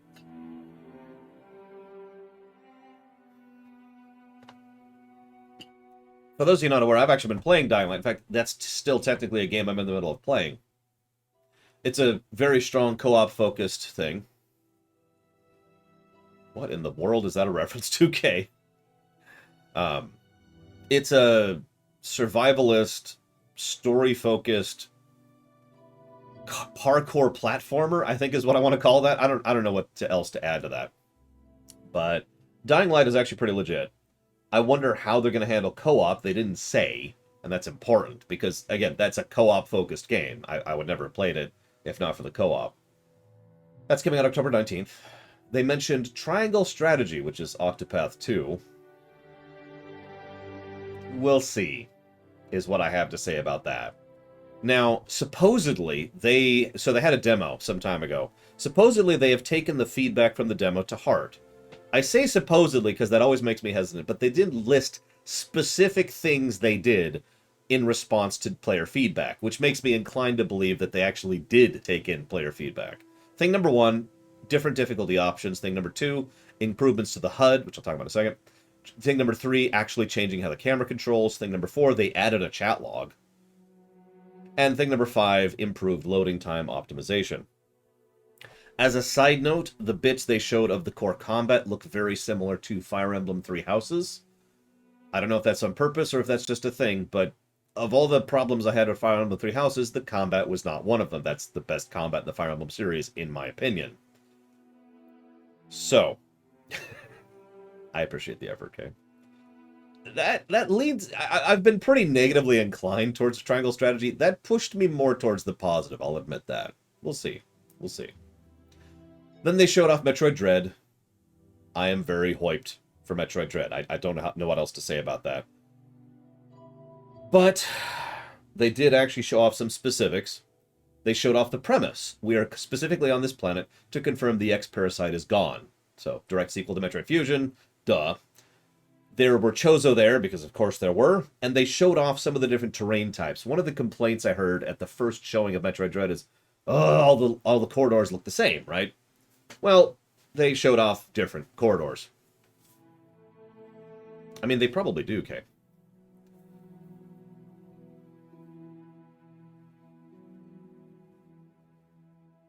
What, Catabo? That distracted the hell out of me. So they showed off, what did they show off? Jungle, water facility, a sky-looking area, and a magma area. And I gotta admit, it's a weird thought. It's a weird thought that game is coming out this Friday. I feel like that just got announced. I mean, the last few months of my life have been just a whirlwind. If Dread... So Blue End asked the question, I was going to address this too. If Dread somehow gets funded this week, will I bump it up? Probably yes. A, because if a game gets funded that quickly, it probably needs to be bumped up the list, because that would be getting funded in like 2 months, which is insane. B, it's a console game in the console block. So there's a lot of logic to go ahead and fit that in. Even if I put it at the end of the console block, it still probably should be part of the console block, right? So, yeah. Probably going to happen if it gets funded, which it is not current. I'm actually curious. I'm going to pull up the website right now. Give me a moment. Again, the list is a little out of date. But where are we at with Metroid Dread? Metroid. There it is. Oh, that's nowhere near funded. That's not going to happen. That's not going to happen. Okay, never mind. Not even going to worry about it. Okay. Oops. 1 moment, please. I'll pull up my notes again. All right, so then they talk about the N64 things. So the N64 games are, finally, being added to the Switch emulator. Now, let's get to the asterisk first. You have to pay an additional cost to access this. An additional subscription cost to access this. I've never been in favor of the fact that you have to subscribe to gain access to the freaking emulator on the Switch. I accept it because I get enough value out of it and it's actually super cheap. But, yeah, whatever. I'm still kind of inclined, but I also have to admit on the irony of this. So they've showed off which games are there and which games are coming on the N64. They happen to include 2 games we have streamed recently. I wonder if we could have dodged all the emulator and actual physical hardware issues we had if we'd been able to just play the freaking Switch version. And if you remember, that's one of the things I brought up during that stream. No, Diddy Kong and Banjo-Kazooie. There it is, Ketabo. Thank you very much for that sub, as always. And I will put that towards Endwalker. Give me a moment. That's a game that'll probably get chumped at the top of the list, because that's been funded like crazy the last few months.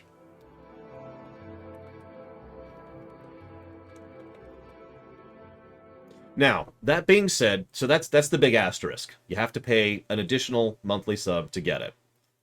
Or I'm saying that wrong. There is a different sub that is more expensive per month that you have to do to get it. Okay, there we go. That's more detailed. How much more expensive? No idea. No idea. They have specifically not said. There will be an additional direct sometime, apparently either this month or next month, where they will give more details.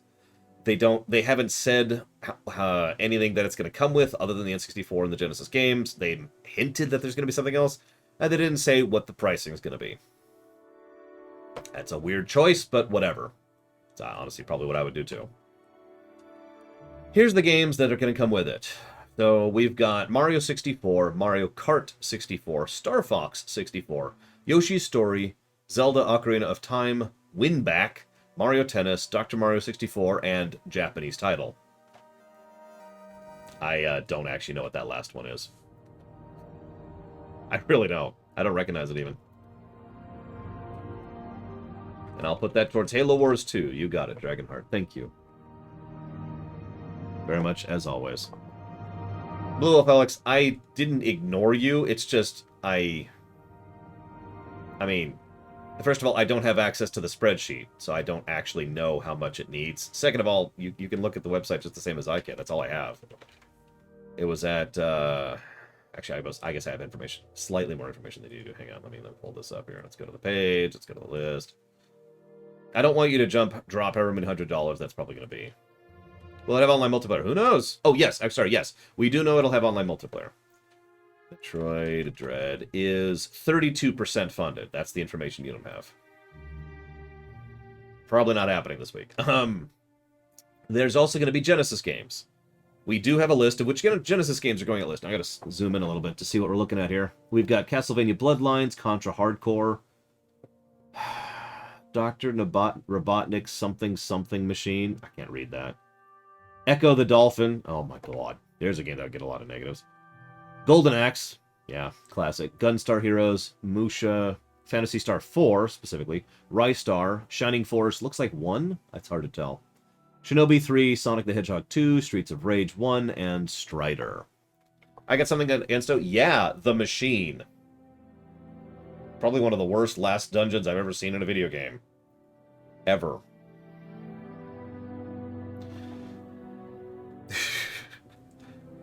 Also, the controls in Echo are terrible, but that's unrelated. So those are the games that are currently... Oh yeah, much worse than the Starforge. Much worse than the Starforge.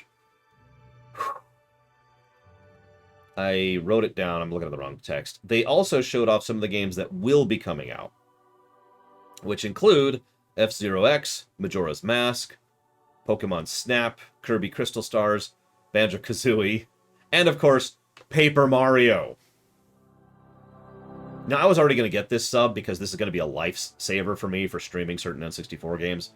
But holy crap, finally getting Paper Mario on a modern machine. You realize Paper Mario is one of those stranded games?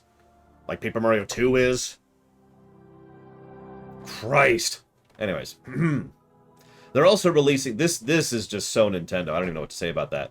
They're releasing the N64 Bluetooth controller and the Genesis Bluetooth controller. Okay. That's weird. Both of them are $50 freaking. Whatever. Moving on. What's Paper Mario? Nothing, Crit Source. Don't worry about it. Don't worry about it. Yeah, no, that's for collectors. That's what that is.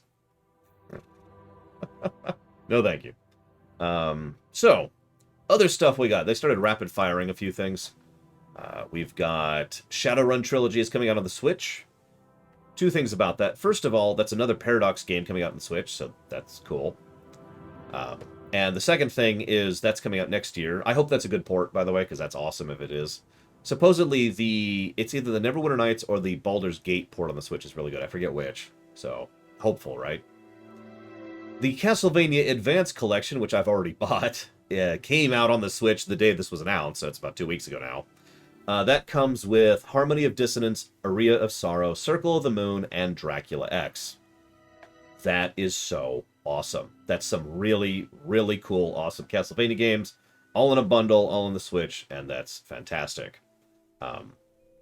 It's also coming with the usual stuff, which I'm in favor of, by the way. The more these features need to be pushed more, and those features are rewind, where you just rewind a few steps. It saves like the last 10 seconds of your game, so you can just rewind a bit. That's a cool feature. Save states, because duh. And finally, and this is a good one, remapping your buttons. Which, yeah, no, these should probably be standard at this point. So, that's awesome. Hoping, yeah, Soten, the moment Soten comes out in the frickin' Switch, holy crap. I bet you Sony's doing something about that. Because you notice, this is the second time we've had a Castlevania collection on the Switch that has not included Soten. Anyways. So then they announced Actraiser Renaissance. I'm not sure what to think about this. So I will admit, even though it's honestly not a very good game, I always enjoyed Actraiser the original. Not Actraiser 2. That's just a substandard platformer. But Actraiser 1 always caught my attention, probably because it's a really rare, fully cross-genre game, and probably because it was one of the earlier strategy games I picked up, for a very loose definition of strategy. It looks like a proper remake, not just a remaster. Obviously, it's gotten... Jesus Christ, Pika, calm down. It's obviously gotten a graphical overhaul, and upgrade, but it looks like there are new stages, and it looks like there's some new mechanics to it, but the really big thing, speaking as someone who actually is pretty familiar with Actraiser 1, there are several sections of the top-down mode, the strategy mode, which look like they are way more in-depth than they were last time. Like there's actual depth to the strategy layer.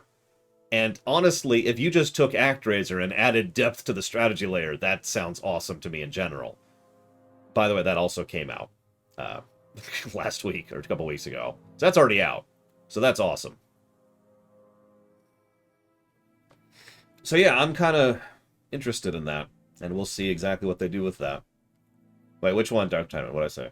Oh yeah, it's already out on PC as well, by the way. Obviously, I'm talking about the Switch, but it is out on the PC as well, if you're interested in that version. Uphaul! I mean, it's true, yeah, it's an uphaul! Now, so this is news... Oh, sorry, hang on, one more thing. Another thing that should be standard. The soundtrack is toggleable between the new soundtrack and the old soundtrack. That really should probably be standard in a lot of remasters, ports, and remakes, so that's awesome. Anyways. Then we have Deltarune. So Deltarune Chapter 2 came out. Now, I've stayed away from that, and I intend to continue staying away from that. So for those of you not aware, because I've been asked this a few times, Deltarune has already been funded as a run, but we're not playing it until it's out. You know, right now it's effectively in alpha/early beta/demo mode. So we're going to leave that alone until it actually finishes coming out. So that was Chapter 2 came out. It's free, of course. Chapter 3 through 5 will all be dropping in one thing and will actually cost money, unlike 1 and 2, which are free and did not. So, Hot Wheels Unleashed Track Builder is there. Surviving the Aftermath, I have no idea what that is. Shin Megami Tensei 5, which we already talked about. Wreckfist, which looks pretty boring. The Arcade Archives of Pac-Man and Xevious, which is a weird choice. Rune Factory 5, which I've never gotten into. So just kind of a rapid fire there. Then this is when the news about the Mario movie dropped.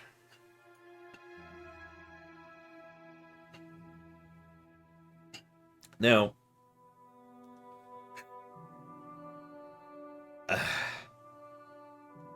So, you know, actually, it just occurred to me, I didn't write down the cast. Because, I mean, it didn't matter that much to me. Hang on a second, hang on. Because there's only two talking points there that I wanted to mention.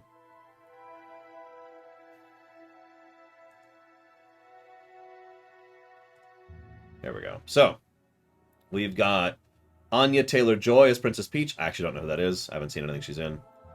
Charlie Day as Luigi. Okay. Jack Black as Bowser. Okay. Seth Rogen as Donkey Kong. Okay. Fred Armisen as Cranky Kong.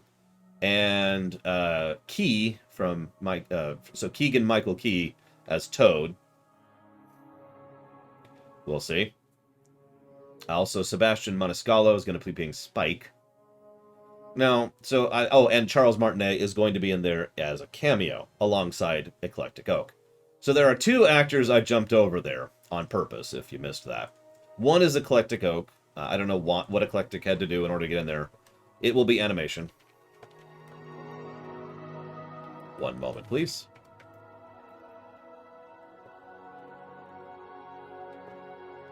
Hollow Knight is funded, Eclectic Oak.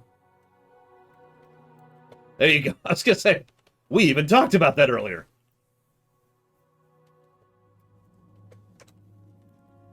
I thought you knew that. I think you were there for that. I think you were the one who funded it. Thank you very much, Eclectic Oak, as always. And I've got that down for Outer Wilds, Horizon Forbidden West, and Okami. Oh, you weren't here. I knew it! Either way, thank you very, very much for the donuts. I haven't actually had... I need to try a donut with my new nose. Anyways. Well, I haven't seen that, Pika. I don't think I've seen anything she's in. I can look that up really quick. Have I seen anything you're in? Career. What do we got here? What do we got here? Filmography.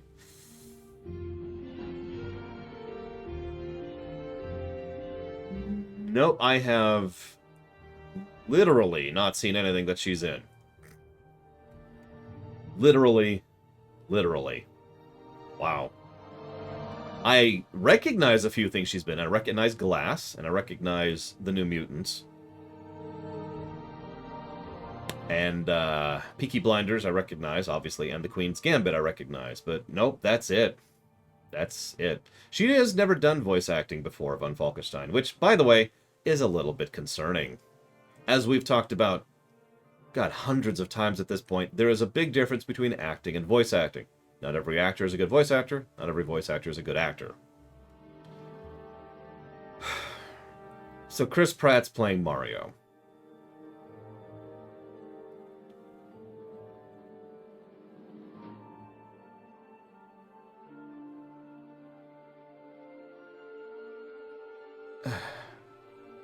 Now, I actually like Chris Pratt as an actor, but the problem with Chris Pratt, he has a problem several actors have. Now, this isn't a terrible problem, but the problem is Chris Pratt doesn't play characters, he plays himself.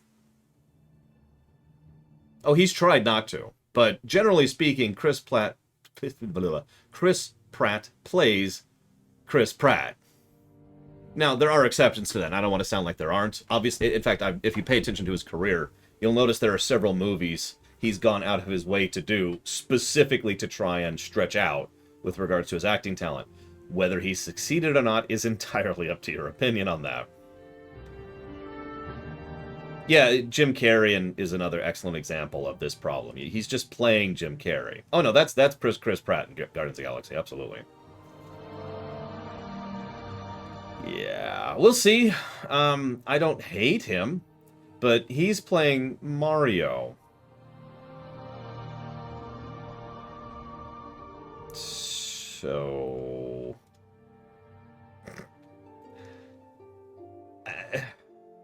if I'm being completely honest, I'm essentially neutral on that. But yeah, apparently one of the things they mentioned is Mario will have a lot of dialogue. So that's fun. He's probably going to snark a lot because that's Chris Pratt. I'm not super enthused about that. I'm going to be 100% honest. That's what I would call a bit of a negative. So let me clarify that, Cyber XL. we are agreeing, but we're saying the different things. So let me use different terminology. The Jim Carrey character is who Jim Carrey plays. Is that better? Because you know exactly what I mean by that. Sometimes this is referred to as typecasting, but this is kind of a separate gradient from typecasting. This is a variant on typecasting when you just are said, hey, play this. So Jim Carrey had to play the Jim Carrey character over and over and over and over and over, and then branched out briefly, and then had to play the character over and over and over and over. Yeah, I actually, that would probably suck, in all honesty. There's a reason why so many actors will take specific roles to avoid that happening. That happened with the guy who played Obi-Wan in the prequels. I suddenly can't think of his name. Ewan McGregor. Ewan McGregor is a good example of someone who went way out of his way to try and not get typecast. Now, funnily enough, I can name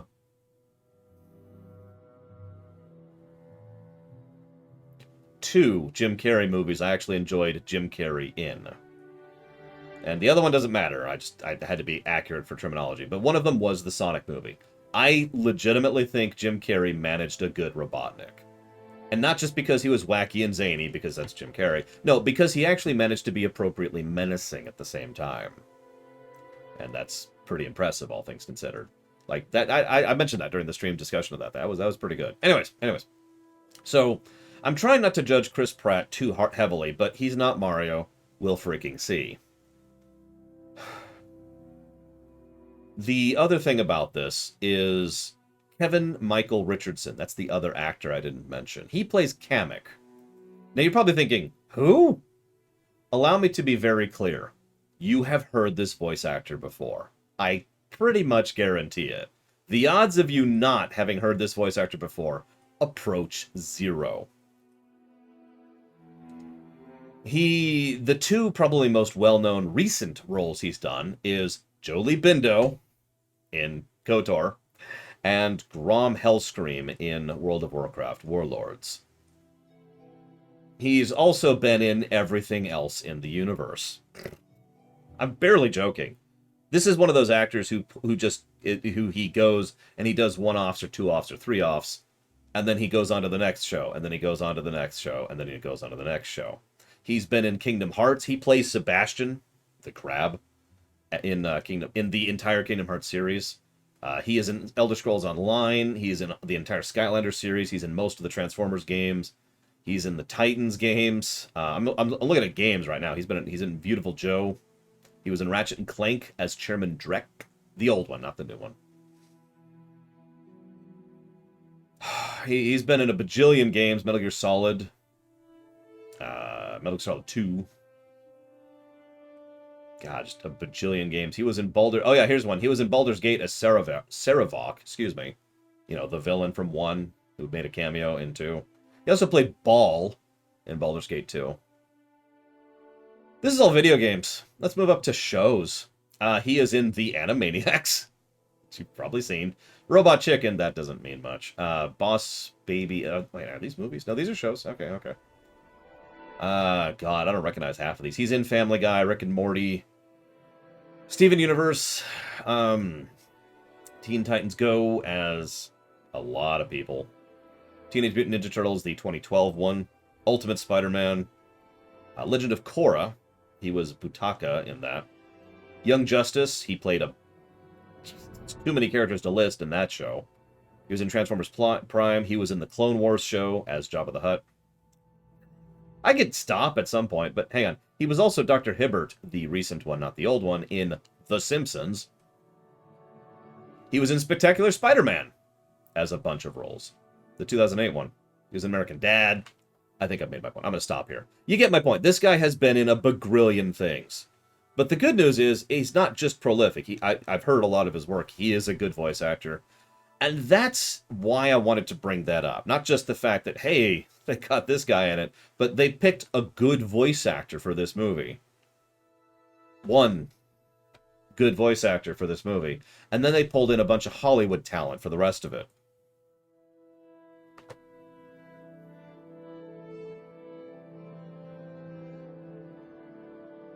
Now let me go ahead and say that that may or may not be a good thing in terms of the finished product. Let me also say with 100% certainty that's not a good thing from a production standpoint. Because what you've done is you've pulled in name recognition in exchange for a lot of money.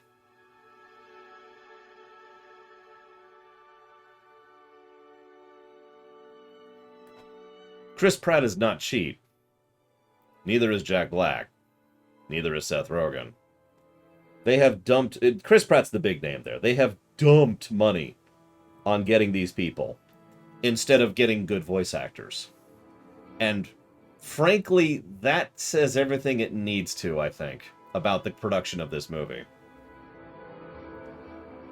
And yeah, I'm kind of with Mr. Red, because they're wasting money on name recognition, which is already bad, and they're doing it with a Mario movie. You would... This is... I'm going to sound biased. I don't care, because I'm right. You would be hard-pressed to find a mascot more universally well-known than Mario.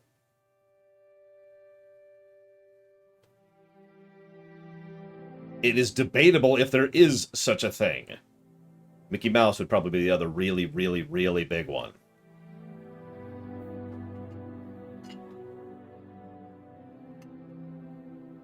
Like, that, you have star power baked into the title.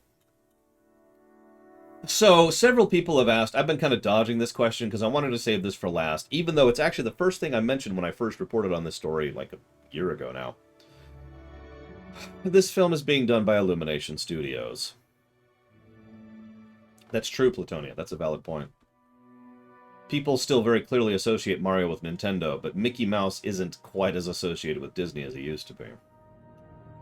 Anyways, this is being done by Illumination Studios. Allow me to go ahead and professionally say, bleh. Now, before you jump down my throat, I will absolutely acknowledge that Illumination has made a few good films. I will. I'll give you that. But what Illumination does more often is they make... How do I phrase this? Wallpaper paste. They make very safe movies that have been workshopped and focus grouped until they smooth out everything down just to be a nice, bland, generic film.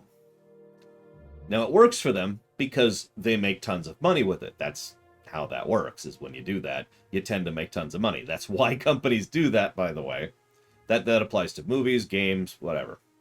But yeah, Illumination makes very, very, very corporate films.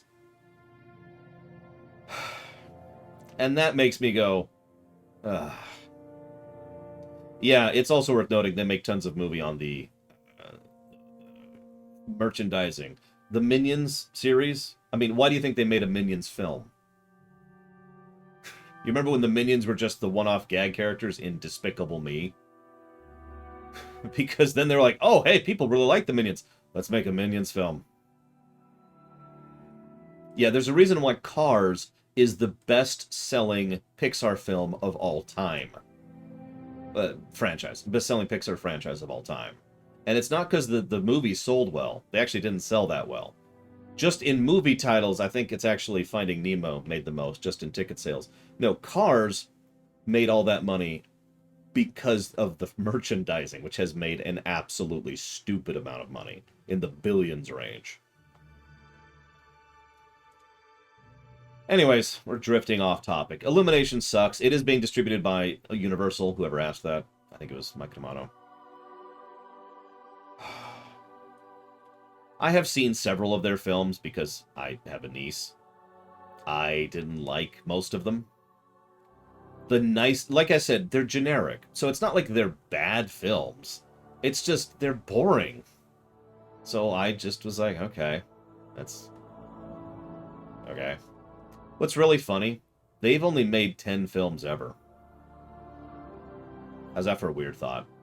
Illumination has made Despicable Me, Hop, The Lorax, Despicable Me 2, Minions, Secret Life of Pets, Sing, Despicable Me 3, The Grinch, and The Secret Life of Pets 2. That's it.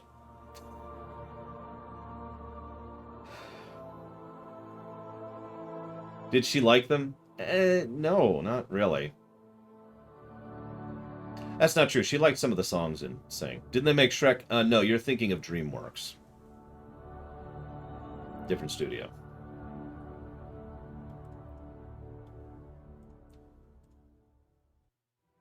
Which, ironically, I could say a lot about DreamWorks too, but let's stay off topic on that one. So anyways, the Mario movie, we'll frickin' see. If my family and friends want to see it, I'll see it. If you pay me to see it, I'll see it. I don't think I'll see it of my own volition. Then they showed off Splatoon 3. That was a weird transition. They went from the Mario movie to Splatoon 3. Apparently, Splatoon 3 is going to include tanks, which is cool. The grapple hook, the launcher, a bunch of multiplayer stuff that I have absolutely no interest in whatsoever. And then they talked about the actual story mode and how the campaign is going to be called The Return of the Mammalians. And the entire hook and the entire premise is that the mammals are coming back to the squid world. For those of you unaware of the lore of Splatoon, yes, there is actually lore to the Splatoon series. It is a post-apocalypse story. Nintendo loves post-apocalypse stories. You ever notice that? It's kind of weird. But it is a it's actually a post-post-apocalypse, to be 100% accurate about that. The apocalypse happened, life was wiped out, and some of the surviving entities became the squids and the, I forget what they're called, the octopus things. And those are the two species that have been vying for dominance over over what's left. And now the mammals are coming back, so that's interesting. Yeah, it's pretty true, Shikor. Anyways, and then they showed off the final game of the session, which is Bayonetta 3. That's a good question, Dakota. So, Bayonetta 3, woo! I liked Bayonetta 1. I loved Bayonetta 2. So, I'm kind of hoping that Bayonetta 3 will actually be pretty good. It's certainly been in production for 4 years now. Actually, it's probably been in production for longer than that. It was announced in 2017. It's coming out next year sometime. So that's going to be a 5-year gap. But they showed off some things. Bayonetta herself said that, I know I'm unfashionably late, but I'm ready to give you everything you want, and then she winked at the camera. I can forgive that. That's very Bayonetta. That's their style. They're very tongue-in-cheek, very cheesy, and they embrace it, and I think that's for the better. Do we know anything? They showed off the combo system a little bit. They showed off the selection HUD for the Kaiju mode. The main thing they showed off gameplay-wise was the Kaiju mode, where you, I know, right, Sugar? Where you hit one of the 3 buttons and you go into one of your 3 Kaiju summons, and you start beating the ever-living crap out of the boss in the background while she's in the front and going, hey, what's going on? That's the main thing they showed off gameplay-wise. Everything else was mostly just, it's Bayonetta again. Which I'm fine with, by the way, to be clear. But that was the main new draw there. Still no release date, yada yada yada. And that was the Nintendo Direct. Holy crap. Okay, we got through that. My goodness. Anybody who isn't interested in legal matters, this would be the time to leave. Anybody who is interested in legal matters, well, we've got 3 back-to-back to talk about.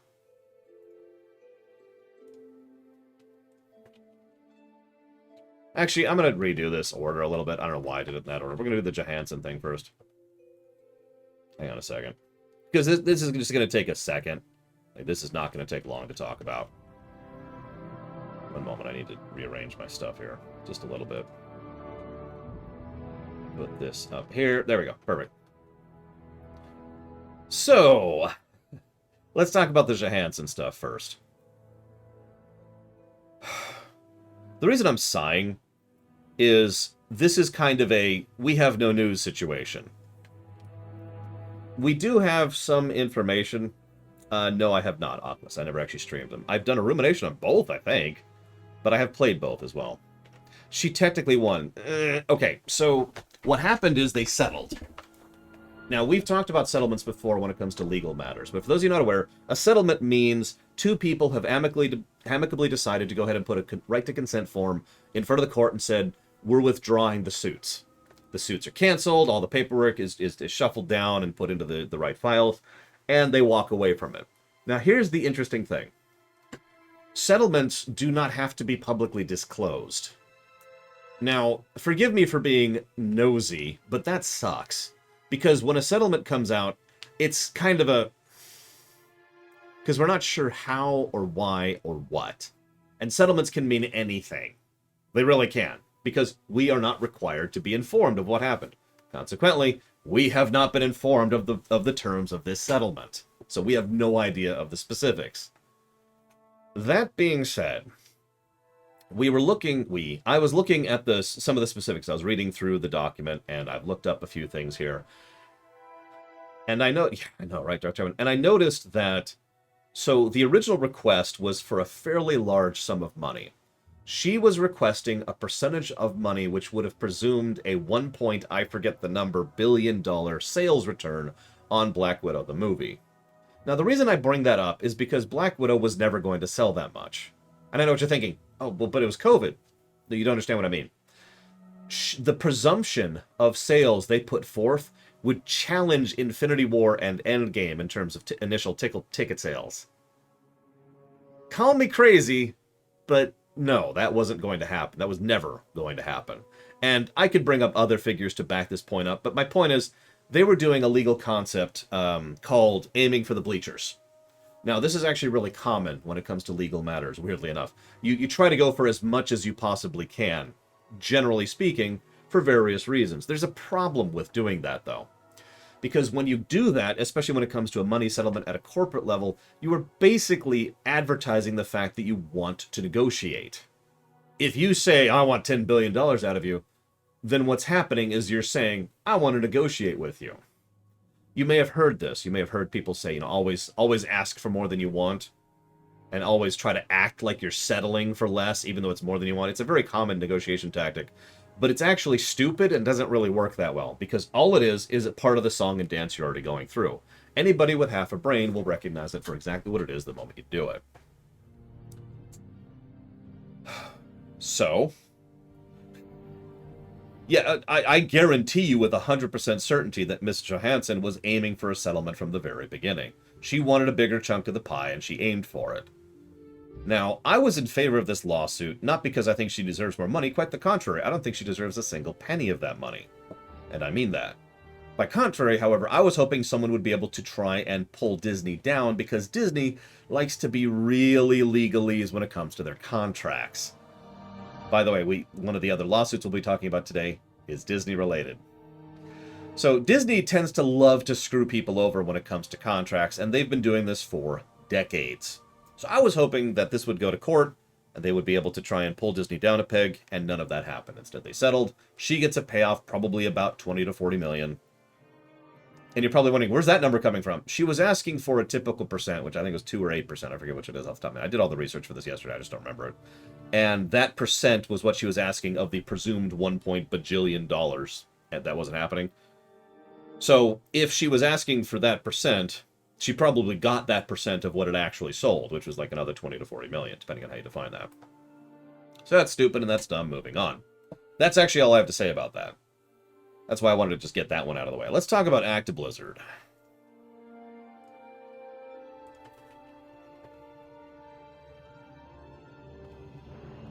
Oh yeah, by the way, I want you to really think about making an additional $20 billion. Really process that for a second. Put it into perspective. Think about how much money that is. And you're probably thinking, it's hard for me to process that, Lore. Could you explain that amount of money? Yeah, statistically speaking, you will not make that much money gross your whole life.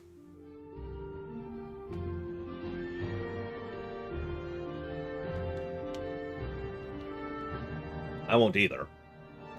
So don't think I'm calling anyone out on this.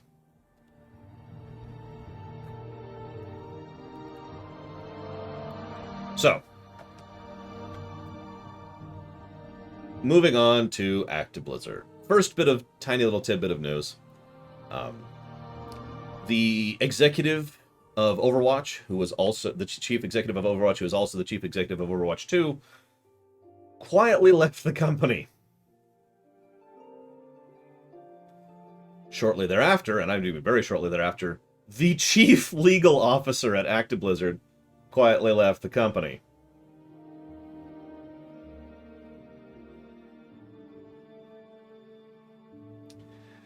Anyways, let's go ahead and talk about the EEOC. Now, I imagine most of you don't even know what the EEOC is, and you're just to make sure we're 100% clear. There were three major legal investigations of Actiblizzard. One of those is the state of California. We've actually discussed that at length already. One of those is the SEC. That's the Security and Exchange Commission. That's kind of unrelated, and we're not going to talk about that today. And the third one was the EEOC, which stands for the...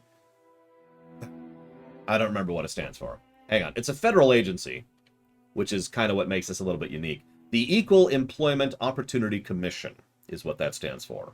So it's state of California, obviously that's a state level, and the SEC, that's not quite related. That's more of a corporate side of things, but the EEOC was a federal agency. That's why this one's kind of more of a big deal. Now, the EEOC, let's talk about what they do and what their job is really quick, because this is important for understanding this. I've seen a fairly large number of people reporting and, frankly, misreporting this situation, and that's one of the reasons I felt the need to actually discuss this with a bit more legitimacy. The EEOC's job is to restore equity. Now, let me try and explain that a little bit.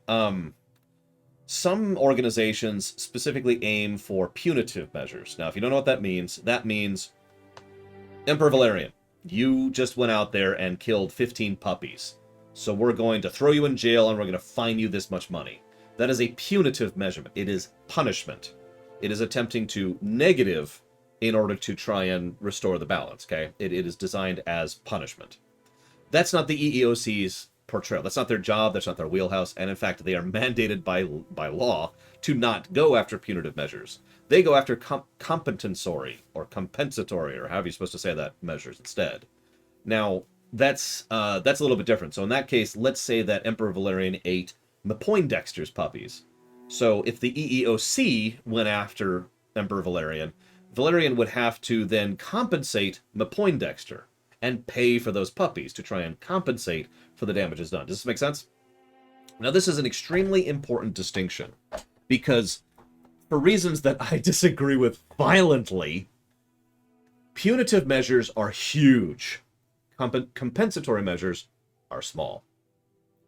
This is legal mandate. This is standard practice within the United States. I don't know how this works in other countries, but the exact same, and I've done my research on this, the exact same type of thing that you could be charged for is close to 10 to 15 times the amount of something you can be compensated for. This is stupid. I'm just gonna say that. But let's move on. Let's get past my opinion, because I don't want to get too much of my opinion in here. So, that's the EEOC's mandate. Compensatory. They're here to try and restore the balance of what has happened. Now, the way the EEOC operates, anyone, for any reason, can actually reach out to the EEOC and put in a filing and say, hey, listen, let's say Mr. Red, who works for me, says, Lore really doesn't treat me right. He doesn't give me the back rubs I need. He doesn't give me foot massages anymore.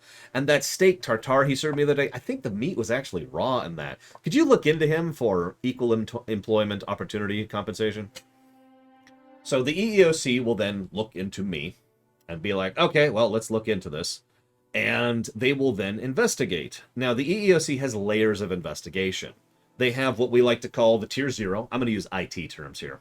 Tier 0 is the big obvious filter.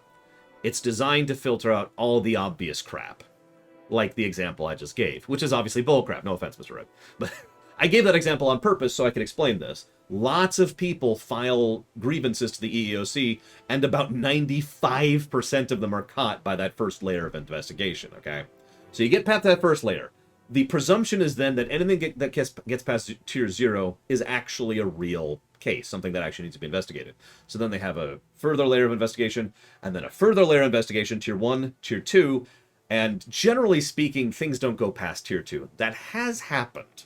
There have been cases in history where the EEOC has had to really investigate someone. They've been investigating Actiblizzard for 3 years now. Moving on. So, someone brings up a complaint, they investigate. Now, by mandate, the way the EEOC works is they are supposed to encourage settlement. Now, we just talked about settlements, and this is basically the same general concept. The EEOC is supposed to reach out and encourage the other company, the company that is causing problems, to settle with the grievance filers, the employees who are causing these issues. That is what they want to happen, and that is what they push for. I actually have a specific number on this one. 92% of the cases that get past that tier 0 barrier and are actually investigated, 92% of these do not turn into a lawsuit and are either settled or dropped. Now, I should mention another anecdote because this is important to mention. Settlements do still have the EEOC as on board with this. The EEOC still has legal say in this, and it still has to be filed through court. I'll talk about that in just a moment. But some of those aren't settled, and I just wanted to mention this for the sake of completionist.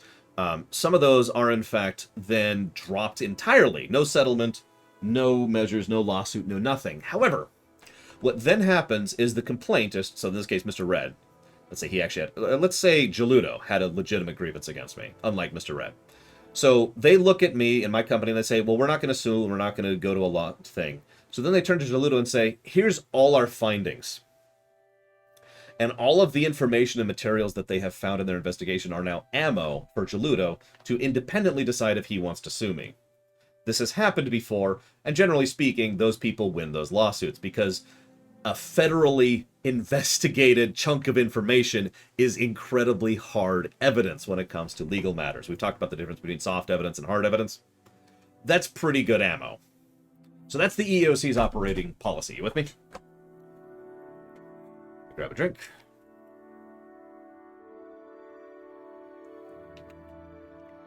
Now, I hope you're paying attention to all of that, because I mentioned that only 8% of the actual lawsuits, or excuse me, only 8% of the cases that are investigated are the ones that go to lawsuit. So the EEOC sued Actiblizzard.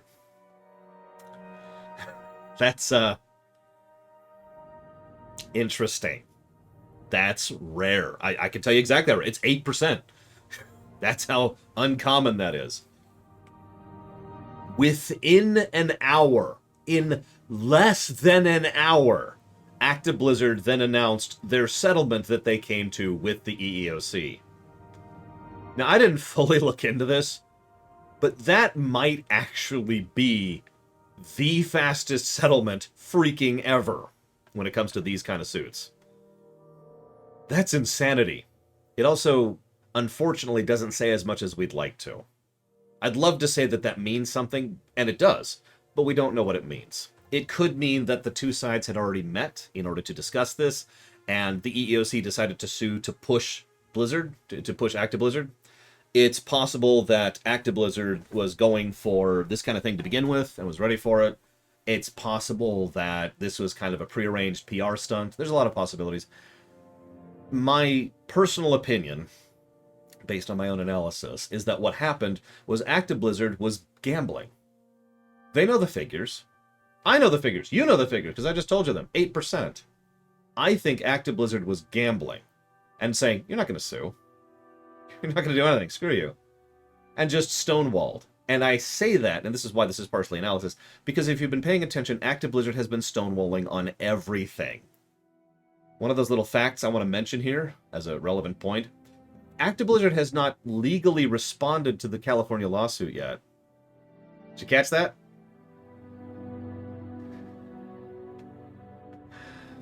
You know, the big lawsuit, the one that the state of California is bringing to Actiblizzard. Actiblizzard has not actually legally responded to that. They have requested an extension, then they requested a second extension, and then they pulled a bit of legal trickery by saying that this needs to be observed by a court to clarify some of the filing in order to make sure that that filing is in accordance with legality. So at the end of October, I forget, I might have written down the date. At the end of October, they will have to have that hearing where they will clarify the complaint put against them from the state of California. And at that point, they will still have, I think it's 6 weeks after that point. It's 3 or 6 weeks, I forget which, in order to finally legally respond to that lawsuit. That's like 3 months total. So Actiblizzard has very much been stonewalling this whole time. That's been their strategy. Full tilt. That's true in their public announcements. That's true in how they've been responding to their employees internally. They haven't really been... They've been doing everything in their power to not draw attention to this. And they've been just trying to brush it under the rug as quickly and quietly as possible. And they keep failing, thank God, because this needs to not be brushed under the rug. So what I think has happened is they were like, no. And then so the EEOC sued them. Because they probably had sufficient evidence from a 3-year level investigation in order to call forth a suit. Now, Valerian mentions something, and it is worth noting. I don't want to sound like I'm bashing the EEOC. Let's be clear. A fair and just settlement, note those 2 words, a fair and just settlement is better than a lawsuit. Pretty much across the board. Lawsuits are time-consuming and very expensive for everyone. If you can settle that without dragging it into the court, that is preferable. So that's one of the biggest reasons why the EEOC pushes for that. I mean, the courts are plenty full as is, you know. Okay, so the Actiblizzard team responded freaking immediately. Okay. So let's talk about that settlement. Yeah, that's why I emphasized those words, Shaludo. Let's talk about that settlement. The biggest thing everyone's reporting on is 18 million. Oh my God, it's such a drop in the bucket. Those people are missing the point because it's actually worse than that. Let's talk about that 18 million because I've read that damn document. So the way this works is it's not 18 million to pay. So remember, okay, so first of all, remember one of the first things we said, compensatory versus punitive. That 18 million is a ceiling. That is actually, I know this sounds strange, that is a huge amount of money for what they're allowed to ask. It is basically as much money as they are allowed to ask for because of compensatory damages, right? So that's a nice big chunk, believe it or not. I know that doesn't help anything, but it's interesting to note. Second thing.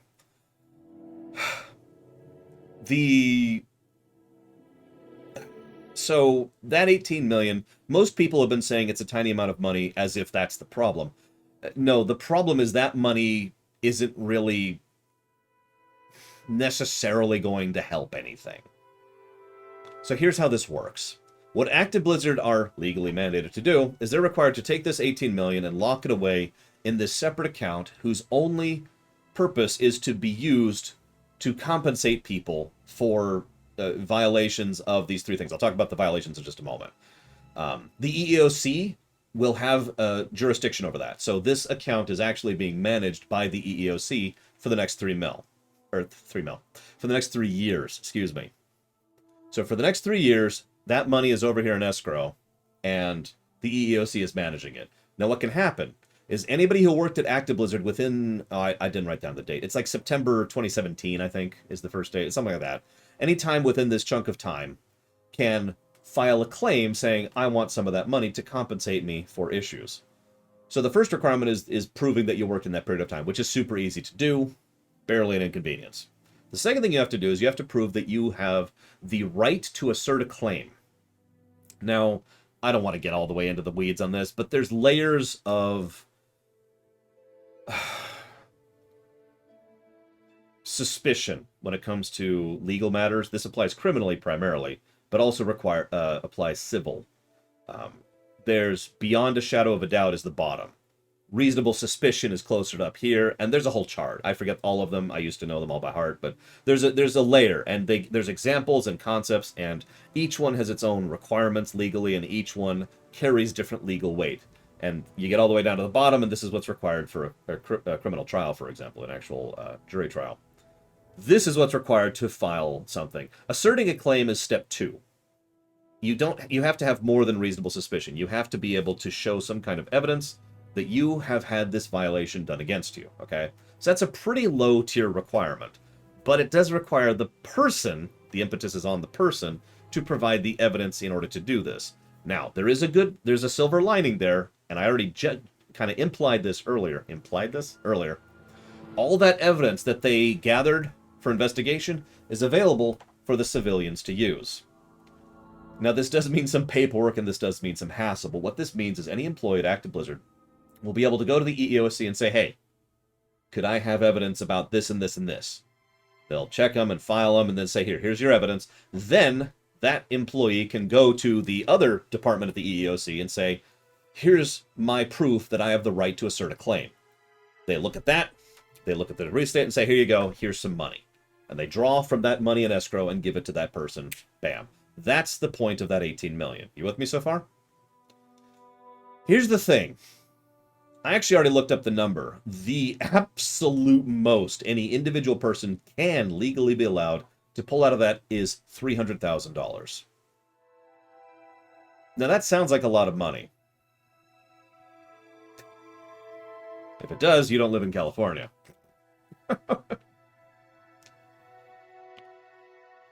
I do think that is too little, but again, compensatory versus punitive. I hate to keep hammering that point in, but it keeps coming up in this case. Now, I mentioned they have to assert a claim against one of 3 charges. Let me go ahead and mention those very briefly. Yes, it does, Von Falkenstein.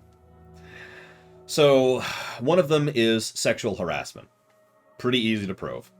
One of them is pregnancy discrimination. Extremely easy to prove. And one of them is retaliation issues. Very hard to prove. Let's talk about each. So sexual harassment is unfortunately a really broad term. Thankfully or not, in this kind of a case, it's really easy to claim something as sexual harassment. Because what it has to boil down to is discrimination of actionable sort based on gender. So if I were to tell a story right now that's, a woman's joke, for example, that would not qualify legally for this kind of a thing. If I was to tell, I don't think I have any females in chat right now, but if I was to tell, let's go with male then. If I was to tell Mr. Red, I'm not going to go ahead and promote you for this because you're a guy, that is sexual harassment. You with me? Pregnancy discrimination, the reason that's extremely easy to prove, that's pretty exclusively against females, is the kind of thing that can and will happen is females will be passed up for certain jobs because they are female, because they are pregnant, or are looking to get pregnant, or might get pregnant. There are documented cases of women at Actiblizzard who were denied promotions because, well, you might get pregnant someday and your child would take higher priority than your job. Direct quote.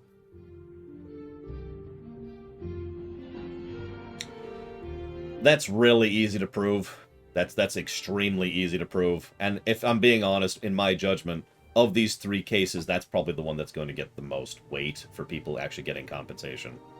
Retaliation issues, the reason that's the hardest to prove is because corporate likes to be really sneaky and stupid and insidious and evil about how they tend to do retaliation.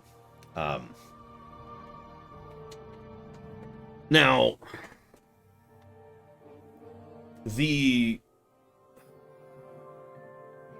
if you know what this is, you know what this is.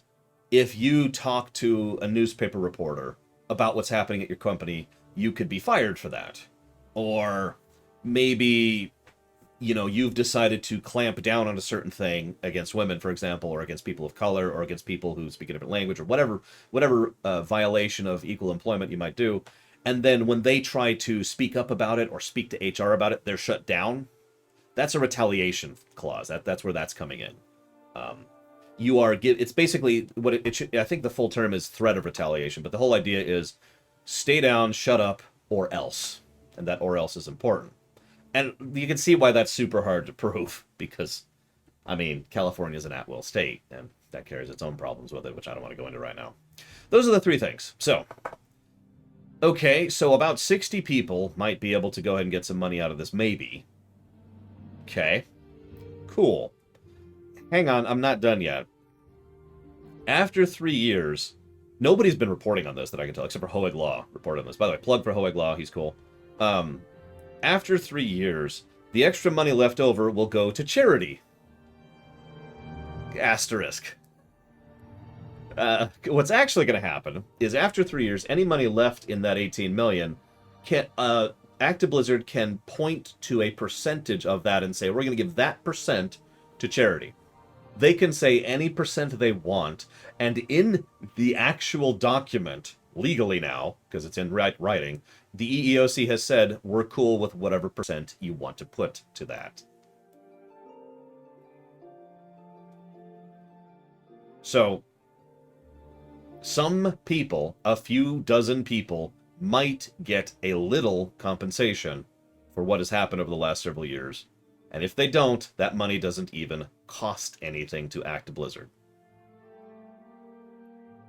Now, I've been dissecting and discussing this because it's important to note how everyone's been talking about the 18 million as if that's pathetic, and I want to re-stress that it's even more pathetic than these people seem to realize. This 18 million thing is a joke, and it is absolutely not the win here. There is a win here. One win. And I haven't even brought it up yet, and near as I can tell, most people haven't actually been bringing this up either. The one real win is they are now legally mandated. So EEOC, the EEOC is going to select a consultant, and they're going to have a, I forget what they call it, but it's an executor, right? The EEOC picks those people, right?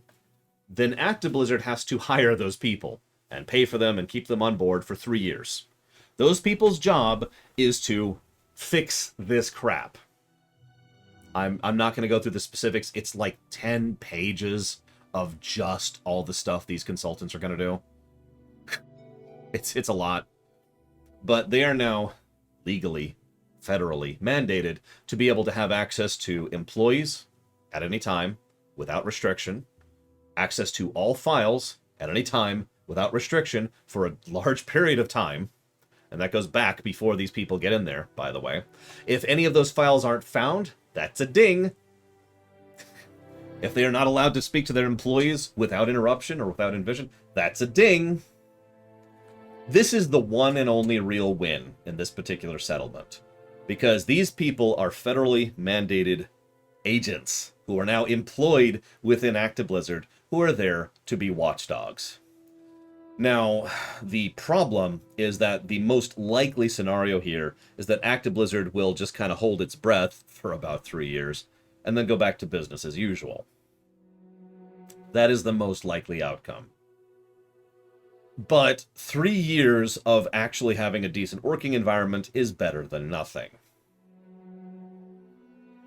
Oh, and you're probably wondering, what happens if, what happens if they violate that?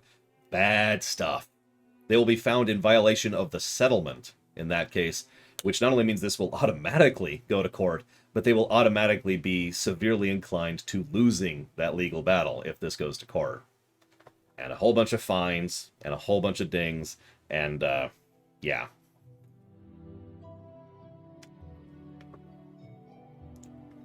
So I hope that answers your question, Oculus, before you even asked it. Now... Yeah, exactly, Valerian. Good luck. You violate a federal settlement? Yeah. No, Actiblizzard's going to watch their P's and Q's. They're going to be very quiet. They're going to be very walking on eggshells for a couple of years, and they should be. I agree with Jaludo. What will probably happen is they'll kind of do some self-sabotage during those 3 years and kind of screw things up a little bit. Not in terms of the stuff they legally have to. I mean, like the games they're pushing out. And their numbers will probably go down, and they'll just blame the legal thing. Oh, these idiots. They've come in and done this stuff. By the way, I should probably mention that one of the things that Actiblizzard has also been doing is categorically denying 100% of these accusations. Now, you're probably thinking, of course they are, Lore. But no, let me be clear about this. Even if some of these accusations are wrong, and if we're being honest, some of them probably are, the idea that 100% of all the accounts, of all the people, across all the years, including video evidence, are all wrong, is a lie. That is a blatant, huge, gargantuan lie, and it is a provable lie. The fact that Actiblizzard keeps trying to stonewall on that account is actually stupid and one of the dumbest things they could be doing here. This should be a, I've done wrong, we'll do better scenario. That is corporately, economically, legally, that should be their approach and attitude. Whoever's running their department is being a moron right now, and I hope to God they're doing it on purpose to sabotage the company. Oh, and I mean that. I mentioned their chief legal officer just left. You caught that, right? No, they've been saying we did nothing wrong ever. Bull crap.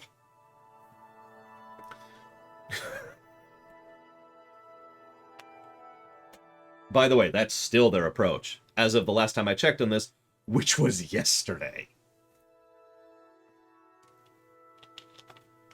I do too, Von Falkenstein. I would love it. I hate to be a let it burn person, but let it burn. I hope they slip up. I hope they violate the settlement, because that will be the end of Actiblizzard as a functional organization. So anyways, so we got our one real win with the EEOC, and that's it.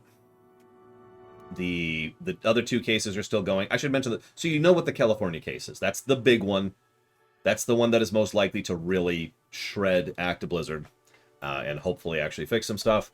The other one is the SEC. So I'm gonna bring that up very briefly.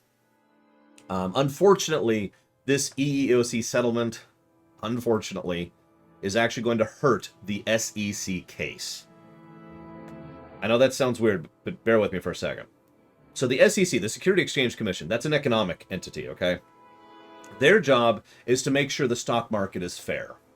Now, get the laughter out of your system. But their job is to police certain actions which are not allowed when it comes to trading, when it comes to the stock market. One of the biggest things there is insider trading. Now, we've actually talked about that before. Insider trading has to do with when someone inside a company knows something that the public doesn't and makes a trade based on that information, right? That is considered unfair. It's one of the most commonly investigated things. People get away with it all the time, and people get called on it all the time. It's really common. Hang on. Now here's the deal.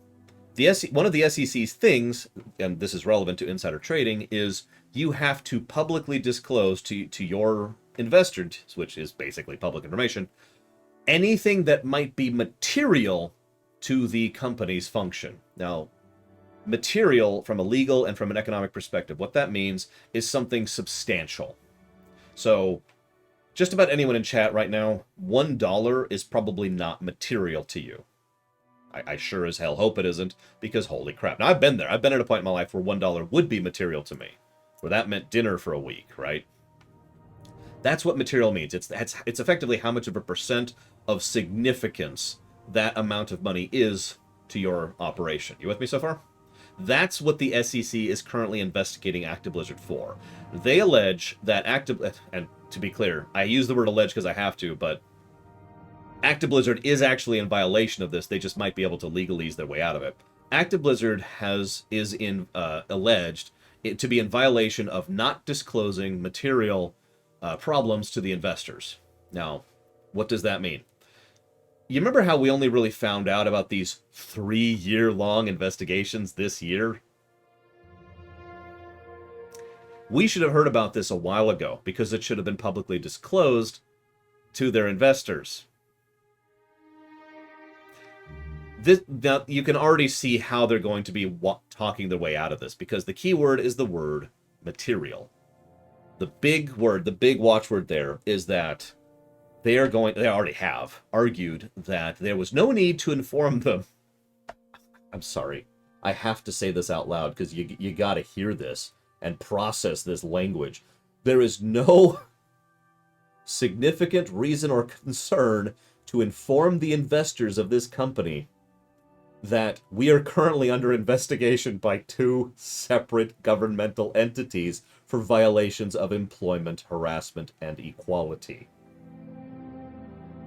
That is actually Actiblizzard's stance right now, and the defense they have already taken to the SEC.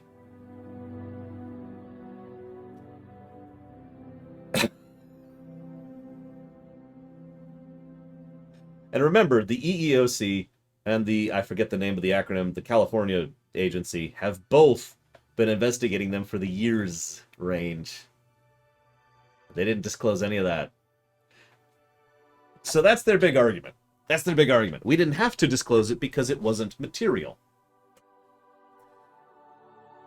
Now you're probably thinking, Lore, the problem is, you remember that 18 million?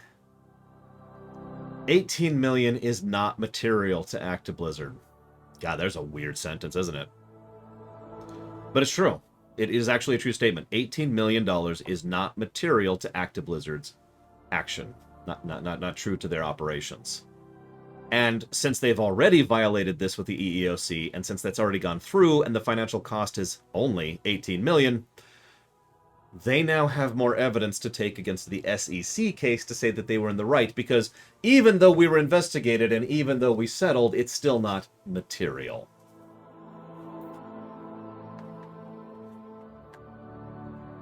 Yeah.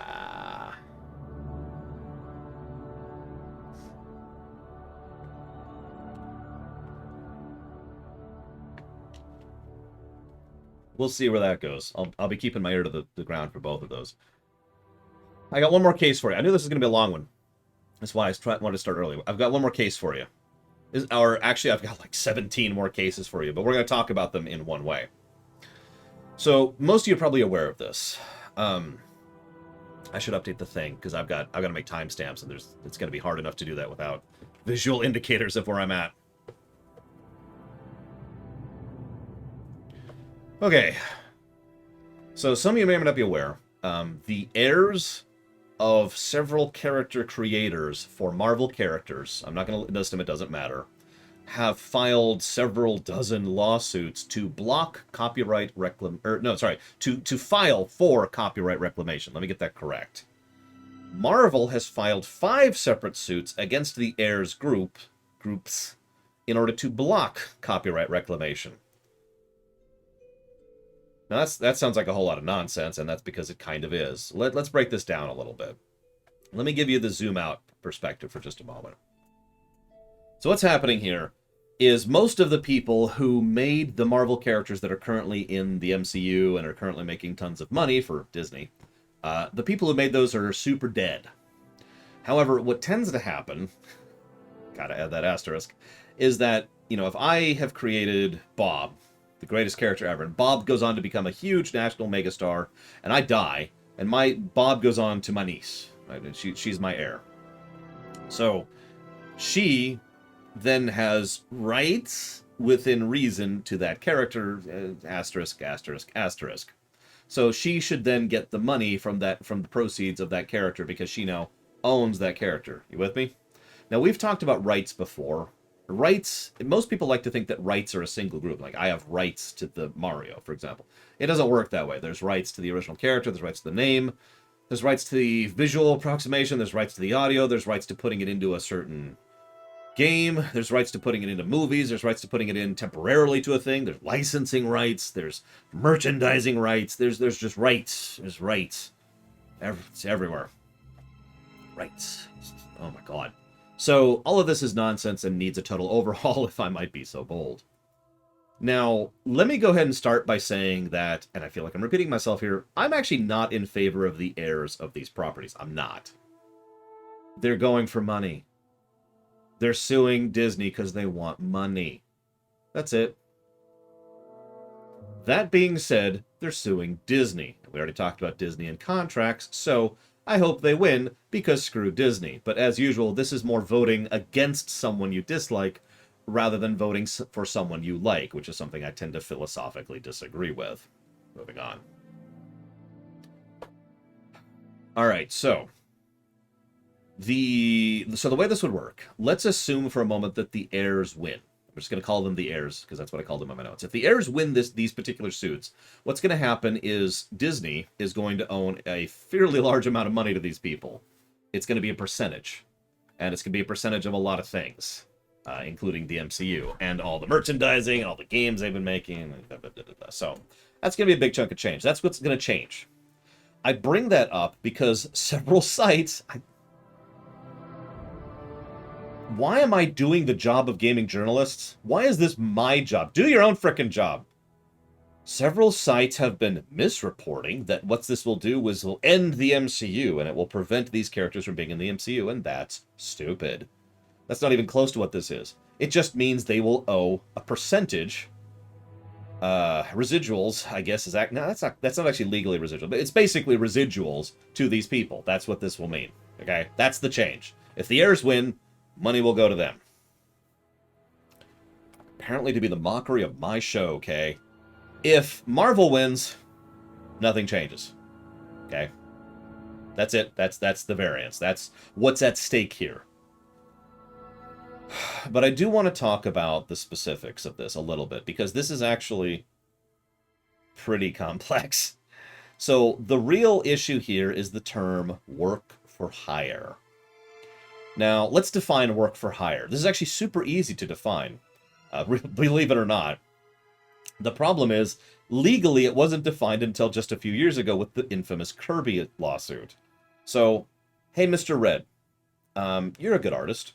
I would like you to design a character for me. Go ahead and draw it, write it up, come up with a name, you know, and I set you up with stuff. Now, how much I do to make this happen for you can vary, and that's one of the reasons why this tends to hit legal land a little bit, because there's a gradient there. But if, one way or the other, if I pay you to make something on my behalf, legally speaking, the creator of that work is me, not you. That's work for hire in a nutshell. Simplest, easiest way to explain it. Now, there are asterisks, and there are because that's how legality works, but that works. My instance and expense has created a character. Make sense? Now, I don't like that in all of the ways, but at the same time, it does actually make a degree of sense. What it means is that the person who... The reason it happens like that is because the person who is actually creating this work is the company in question. And even ignoring legality and economics, there's a degree of logic there, because it's like, we need a character for this thing. So they hire a talent to create a character for this thing. So, but the impetus, the initial starting point of making this character is on the company side of things. No, I don't think so, Nero's S. It seems fine to me. Did it slip or something? What's going on? Anyways, so there's a degree of logic to that. The problem with that, the biggest problem with that, in my opinion, is it defines the company as a person. And that's not how that should work, but I don't want to get into that. I really don't. So let's leave that at the wayside. That's the definition of work for hire. Now, because the Kirby case has already gone through, the heirs in question here have an uphill battle to begin with, because the Kirby case wasn't just something that went through. It actually went through, I wrote it down somewhere. Hang on. Please tell me I wrote it down. Appellate, there it is. In 2013, the Kirby case went to the appellate courts, and it was actually going to go up to the Supreme Courts. The appellate courts reaffirmed it. Why is that relevant? Remember how legality works. If a court rules on something, that's not really law. But if it's challenged and re-ruled and appealed again, each new layer of the court reaffirming the thing makes that more law. It's a gradient. Law isn't a binary thing. It's an analog thing. So it slowly becomes more law the more a case defines this. And in this case, two separate courts have actually said, yes, this is work for hire. Yes, this is work for hire. So that's where we're at with regards to this. It was actually being appealed to the Supreme Court, but instead what happened is it was settled. We have no idea the terms of that settlement because it's a settlement. So, the counter-argument that is being given is that the creators of these works, which is the people these are the heirs of, were freelancers and independent contractors who offered items in exchange for payment. Now, that may sound like a stupid statement, but if you really pull it apart for a moment, you'll notice that what it does is it shifts the impetus of creation onto the actual artists. It says that we want to sell you a character, and so they're starting the process of creating this character, and then the company gives them money for a character, and therefore they are now the creators of this work. That's their big legalese definition, is they're arguing that the creators initiated the creation process instead of the company. Let's be clear, they're probably not going to win this. They have a massive uphill battle, and they're just doing it for money, so yeah, right, good luck. Here's the thing. This case is significant, other than the money thing, because rich assholes. Because if this is reaffirmed, that will be 3 layers of reaffirmation for what is defined legally as work for hire. That will pretty much codify that. That will mean that is effectively law at that point. 3 layers is more than enough. in order to make this thing law for however long. If it is fought, that will be the first chink in this and will allow us to start redefining this. See, here's the thing. The work for hire law was written in 1909. Now, what's funny is I happened to actually read that law, that ruling, in 1909. I don't remember, Malachor, I'm sorry. I don't know the details on that one. Now, if you remember, I discussed semi-recently the legal battle between Epic and Apple. Now, some of you probably don't know about that, but anybody who's still currently listening to me is probably enough interested in legal battle stuff to have remembered me talking about that. One of the things that was, look, I eat the blood of virgins daily. Dream Whisperer, it keeps my skin fresh.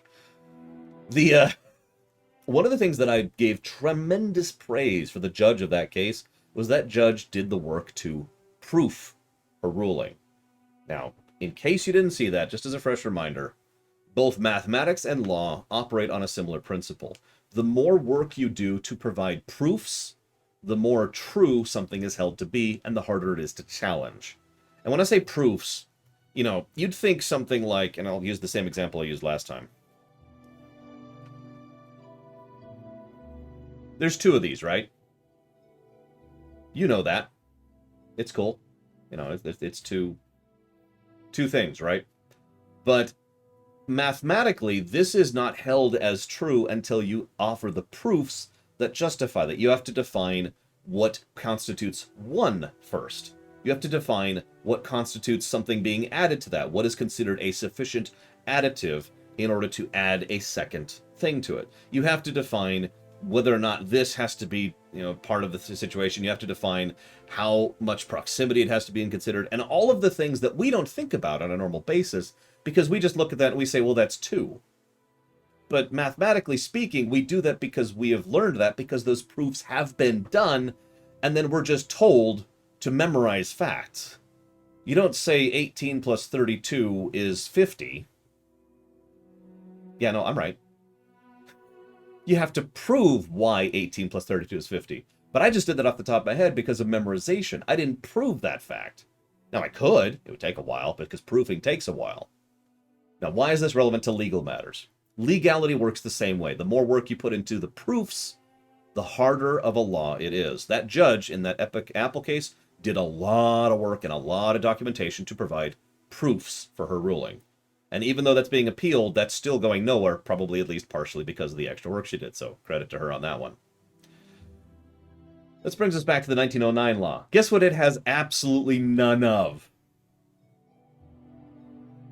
Zero proofs. None. In fact, it's actually worse than that. It doesn't even define work for hire. I'm serious. The original 1909 law, which is still the law that's being debated in this very case in 2021, God, that's a weird thought, had no proofs and no definition of what work for hire meant. It established what you do with work for hire. It established how the work for hire means that you own this, and that's where the ownership is, and blah, blah, blah, blah, blah. But it didn't define what work for hire was. That had to be challenged in the Kirby case, and they had to, and one of the reasons that case became such a quagmire is they realized they had to define something that never was defined before. This is the only legal battle the heirs have, because that was a late challenge on something that wasn't actually material to the specific case in question. I'm saying that wrong. It wasn't the goal of the specific... It was material. Sorry, it was material, but wasn't the goal of the case in question. So, in this specific case, they have the opportunity to effectively redefine what work for hire means, and that is their only legal option here. Either that, or they actually get to undo the law of 1909, and that's not the court's job, as weird as that may sound. Anyways, I just wanted to go through that because not only are a lot of people misreporting on this because they're stupid or paid off or whatever, but because, oh my god, legal matters and copyrights. Bane of my existence. That's all I got. I want to actually watch some MLP for once. Is that cool? Can we do that? Can we make that happen?